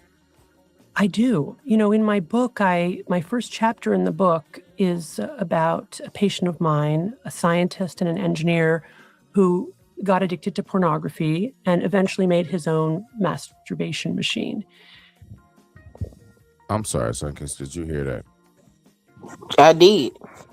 Okay. Let's unfortunately keep listening. Well, don't worry, ladies and gentlemen. We're almost done. We are almost done. And he did that with a record player and a metal device attached to his organs that he could then fine-tune control. This nigga took a record player and an organ device. Okay. And then ultimately that got more and more sophisticated over time, and he had electrical wires from his body through a stereo system and the internet. And when I first heard, do you know how much possibly that could have ran that person's sun kiss, everything that she's talking about? Because I'm listening to everything she's saying. 9 times out of 10, that easily could be over like $50K. You couldn't just buy some vagina for like $1,200. Like, I don't understand. Like, you know, you can get a couple Jones for that depending on where you go. I'm a little lost. I can guarantee you, whatever it is that man designed and developed, it took a lot of money. It took a lot of parts. It took a lot of time. And you could have just took a chick to get a slice of pizza or something. Way easier. Heard from Jacob about his trajectory and the severity of his sex addiction, which ultimately led to the dissolution of his relationship, the near loss of his employment, and ultimately severe depression and suicidal ideation. That sounds like crack, heroin, fentanyl, meth. That sounds like all of the hard drugs, PCP as well. That sounds like all of the hard drugs. It sounds like prescribed medication. What's that? Percocets and Oxy and everything else. That sounds like all of that. Everything I just heard that a person that says I don't do any drugs at all. That's why I always say to people, well, you could say you don't smoke or you don't drink or you don't sniff anything or shoot anything, but do you eat something? Hold on. Do you watch something? Do you listen to something? You know, long before these drugs and everything, there was an old saying that said, see no evil, hear no evil, speak no evil. And, you know, I don't know if a lot of people know exactly truly what the real meaning behind that is, but I'll just tell you what I get from it, right? What I get from it is you need to see no evil, as in protect your eyes. So let's just take pornography, for example, all right? Watching cornfields. You should be careful with that. See no evil, protect your eyes, hear no evil. Let's just, I don't know, take a certain brand or genre of music. Let's just take a certain rhetoric of speech, of language and things. You should be careful with that, right? See no evil, hear no evil. See no evil, hear no evil, speak no evil, as in it's not what enters the body, but what proceedeth from the tongue. With that being said, I digress. My mic is muted. We just about to get up out of here. Let's listen to this last piece. Thankfully, he did not end his life. When I first heard about that, I had this distinct sense of like otherness, like, oh my gosh, I can't even imagine doing that. And that's just kind of horrific. But that response really lasted all of 5 seconds before I realized, oh, wait a minute, I do that. And if you're just coming in the building, we've been speaking about addiction. We've been speaking about the Carmelo Anthony case, a few other things, just up here kicking it, cooling it. But yeah, so just in case you missed it, I've been talking heavily about addiction, from drugs, food, sex, even the internet. Let's go. So that's what we're listening to right now. We're on the last segment of it, where she's talking about the dopamine releases that we get from actually talking to AI, and what we get from dopamine from the internet. And from what I'm hearing, she's making it sound even worse than a crack, heroin, fentanyl, lean addiction, meth. It sounds worse, but you know the worst addiction of all? I shit you not, sugar. Tell him, Sunkiss. I know you heard about that one, right? Yeah, because they got Hold the on. same chemical makeup as crack. I got you, fam. I see the back chat. You know, I appreciate you. Yeah, Okay. you go ahead and do what you got to do. Thank you so much. I'm getting ready to go ahead. Yeah. Mm. Everybody, y'all make sure y'all give it up for the oh so lovely Miss Sunkiss for coming through.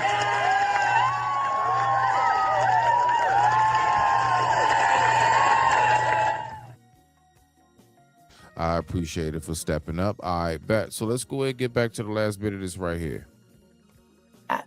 You know, I do that with romance novels. And in a way, we're all doing that with our devices, right? We're turning to these devices to meet our emotional, sexual, intellectual, you name it, needs.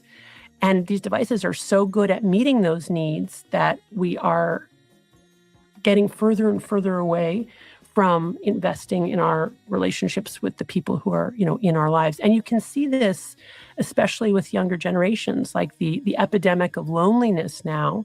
You know, Gen Z weaned on this technology, many of whom endorse significant loneliness, isolation, depression, spending more and more time online, report preferring to interact socially online than to do it in person. So this is definitely a dark undercurrent that we're seeing in the world today. I was reading about a story which was published in People magazine of a 28-year-old woman who admitted that she's fallen in love with her AI boyfriend that she created using ChatGPT. She's got a husband, a real life husband, yet she found more comfort in her ChatGPT boyfriend. And she said that it started as a fun experiment, but eventually they ended up getting attached, and now she's paying a $200 a month subscription so she can interact with her AI boyfriend without restrictions. The AI has helped her throughout her life and has given her incredible emotional support. And now there's actually AI companion apps like Replica, which have millions of users. And the whole sort of premise of those apps is that they will be your companion. The other really interesting thing that I don't think people realize about the AIs that they're using is that they are personalizing their answers and their responses to you. Right. And I didn't believe this fully until one of my friends in our Manchester United chat recently. We were debating who's the best football player of all time, Ronaldo or Messi. And I went on my ChatGPT and I asked the question and it said Messi. So I was like, here you go. And then he went on his and asked the exact same question word for word and it said Ronaldo. And I thought, oh, it's telling me what I wanted to hear based on what it knows about me. Right. It knows that I think Messi's the best, so it's telling me that. And then I thought, okay, so what else is it telling me that's personalized to me to make me feel a certain way or to think a certain way? But you don't realize when you're speaking to it that it's giving everybody different answers based on the memory that it stores on you. And that's, you know, if you play this forward, actually the AI that is most personalized, that caters to your needs the most, that is most retentive, is probably the one that you're going to end up using the most. So that company's going to be the most successful. So we're in probably a bit of an arms race with these models to create one that meets your needs the most. Yes, exactly. And it is that comfort loop that is so incredibly dangerous and also so insidious because we can't observe it in the moment, right? We're engaging with AI. It's telling us exactly what we want to hear, but it does it in such a seamless way with that silky syntax that we don't even notice that, you know, it's basically an algorithm that's seducing us because that's really what it's doing. We feel vindicated and validated, and it releases dopamine in the reward pathway. That feels good. But over time, essentially what's happening is we are ingesting a drug. Our brain will adapt to that over time, such that we'll need more and more potent forms to get the same effect. We'll need more validation. We'll need more sexually explicit responses. You name it, there will be tolerance. But also there will be this pulling away from the things, the hard things that we need to be doing in real life to cultivate in real life relationships. Give me some more color on what you mean there. Okay. If you think about what it takes to create a healthy relationship with another human being in real life. Well, first of all, you got to get up off the couch and you got to go find them. right? And they're not all beautiful and interesting, and neither are we, right? So there's got to be, some compromise on maybe some idealized version that we have for ourselves or other people. And then you're in conversation, and it's not always interesting. And sometimes you have to listen to your partner even when it's dull. And then there are conflicts, and you disagree, and, my way or the highway. You have to give in, give and take. All relationships are about compromise. All successful relationships are about acknowledging, the other person's point of view and incorporating that. And yet we're not doing any of that when we're interacting with digital media, right? It's all validation of our worldview, what we want to hear. And of course that feels great. It's reinforcing, it's rewarding. But over the long haul, when we get really sick and need somebody to come and, bring us some chicken soup or take us to the doctor or, take us to the hospital, like AI is not gonna be able to do that. Yet. I mean, this kind of dovetails to another point, which is, and that is absolutely a fact. That is something that I've been speaking about for the longest when it comes to even just having a relationship, period. I'm not old, but I'm older, right? And that's just what it is, right? There's nothing wrong with saying that. I embrace it. I'm older now, and I'm recognizing, slowly time is going by. You know how you recognize time is going by the most? It has nothing to do with your personal looks. It has everything to do with when you start to look around and you recognize how many people around you passed away. That's when you recognize it's going by. When you start to really look and see in the room, used to be about 50 of us. Shit, ain't nothing but like 5 left. That's how that usually works. You see? So my point is, in which I'm saying that is, just to not lose you, is that's how I recognize time goes by. Forever and a day, my father's been around. Finally, this year, he's not here. Physically, that is. Oh, he's still here, but just not physically. So I get it. And when I look at how people respond to relationships now, I do notice that people really do want more of a, let's say, distant online relationship. And even before that took place, I was saying to myself, I was like, man, this really not making no sense. Like, all right, bet. So you're okay. Like, for example, I will listen to, like, let's say Kendra G. I will listen to Kendra G, and I will hear her ask the person, do you want to date somebody within your state or what have you? And they'd be like, no, that ain't no problem. I'll date somebody that's all the way across the country and everything else. And I'm just saying to myself, wow. But then when I started to look deeper into it, I realized that these are the same people that actually are really into the whole like AI thing. These are the same people that say, I mean, hey, Chat GPT, talk to it like a friend and everything else. So I just recognize where the disconnect came from. So on my final words, as we go ahead and end this off, is what I learned from my years of dealing with depression, addiction, everything, is there was a root cause as to why I was going down that tunnel, why I was going down that direction. It was a root cause as to why I was actually locking myself in my room. My parents right across the hall. You see what I'm saying? And me just submerging myself within myself. And it's funny, just like how Sunkist said before she got up off of here, she said a lot of people are scared to go inside themselves. And you know something? I had to face myself, and I do believe that also is a part of why I even had a certain amount of depression, because I had to go inside myself and look at a bunch of things that weren't the greatest. I had to recognize and realize some things about myself that wasn't the best. And you know what it caused for me to do? Somehow, some way, because I wasn't as strong in my discipline and in my mental and in my spirit as I should have been. So that caused for me to make a weak decision, and I picked up an addiction.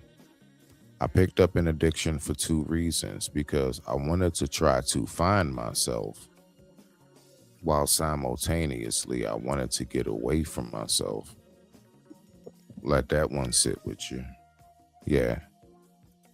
I wanted to find myself, and at the same time, I'm sitting up here trying to get away from the very person I'm trying to find. Let that one sit with you. But with that being said, much respect to the family. I digress. My mic is muted. I thank you all for tuning in. Respect to the family.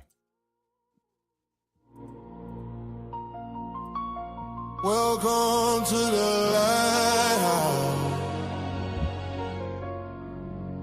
Storm all around.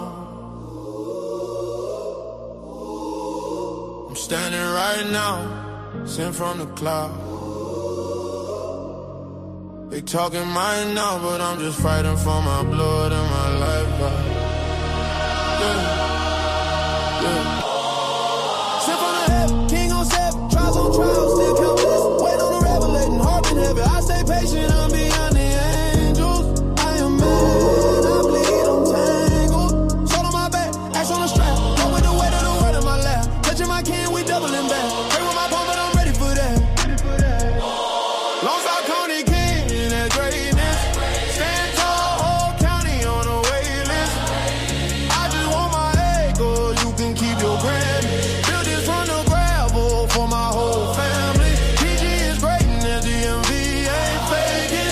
If I said I'm the one, no, I wasn't mistaken. Long South County King, yeah, we blazing. Welcome to the Lighthouse Foundation. Still waiting on revelation. Till then I'm in rotation. Hurting my chases, but I'm chasing. Turn my scars into statements. I don't need your stage or camera.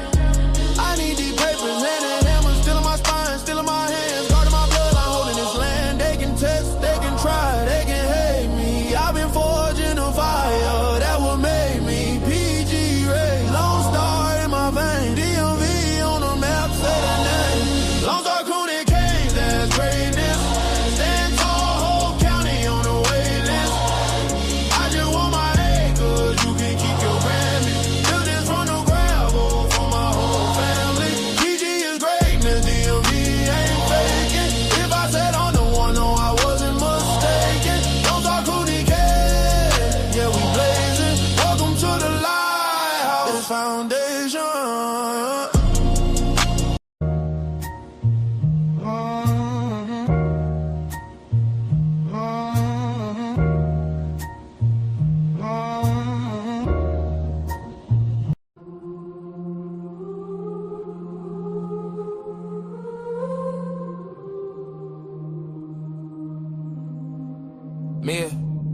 Me, I'm in my zone, focused on my own growth. I be water walking through these streets like sailboat. Me, I be the compass as I lead and guide my people. I'm a father, I'm friend with a couple guns legal. You not that smart, quit the bull. Yes, I'm seeing right through you. I be talking to the spirits, but best believe it's not voodoo. Yeah, I know you think you him, but in my head, I'm like who you? I'm a legend, I'm a beast, I'm the rose that grew through concrete. Let's keep it going. Keep it pushing as a layback. Curtains drawn like I'm in a Maybach. Me, I'm so unique, I'm like needle in the haystack. Catching money, dodging fame, I sticking over while stacking racks. Go out hammer, pop your shit, but don't be mad when I clap back. Let's keep it going, yeah, let's go. Me in the jungle, hit a rumble. Caught a couple touchdowns and I had a couple fumbles. Look at me, now I recovered. This is mind over matter. Keep it pushing when I stumble. Long way from home to gather wisdom and stay humble. Eyes wide shut, this me. This is dawn till me vessel crumble. I return.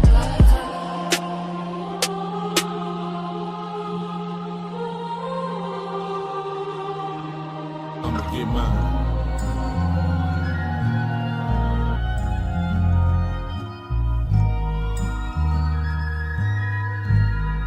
get yours, nigga, cause I'ma get mine.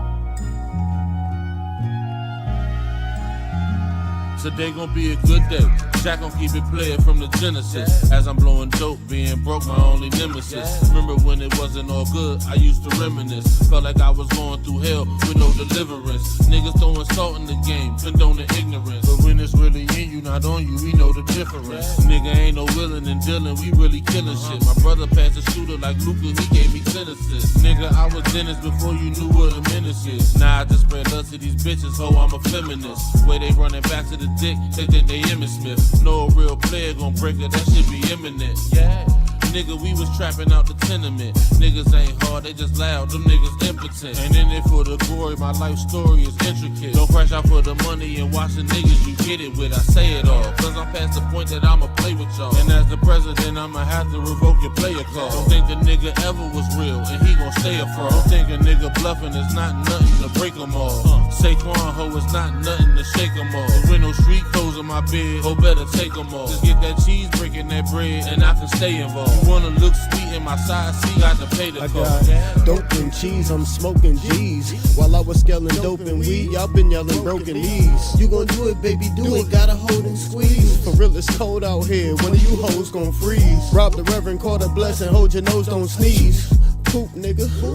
Oops, nigga. Pull up in that big shit like I'm too big for that coupe, nigga. Too legit to quit, no, I'm just too legit for you, nigga. Twin Towers feel the power when we speaking, nigga. Coke like I was in the ghost with Tommy Egan, nigga. If your bitch looks suspicious, she probably creeping, nigga. If you heard the shit before, it's probably beating, nigga. Don't ask me about no money, I'ma tell you, let me hold something. 60K and Debbie walking around like I don't owe nothing. So-and-so got shot up, I just act like I don't know nothing. I call love, but we make a hit and miss a home run. Clean up in the kitchen, we can't have no dirty dishes. Cause it's roaches outside and we cooking if they don't sniff it. Took a shot in the dark, I just went for this shit. Why aim for the stars, go forward and get nothing. Somewhere there's a young nigga on the same thing. Suggested advice, I tell him do better. Baby mom pregnant, I was turning 18. Ain't even focus my mind to getting cheddar. So I quit this rap shit, quit chasing my dreams. Fuck it, get money off of hoes and the fiends. Fuck it, get money, then turn around, blow it. If I was my plug, man, I wouldn't even throw it. Maybe I would get money, you know it. Really had the city for some summers with the lows, yeah. Going down the wrong way, niggas getting smoked, yeah. I ain't even tell you about the times I was broke, yeah. I digress, my mic is muted.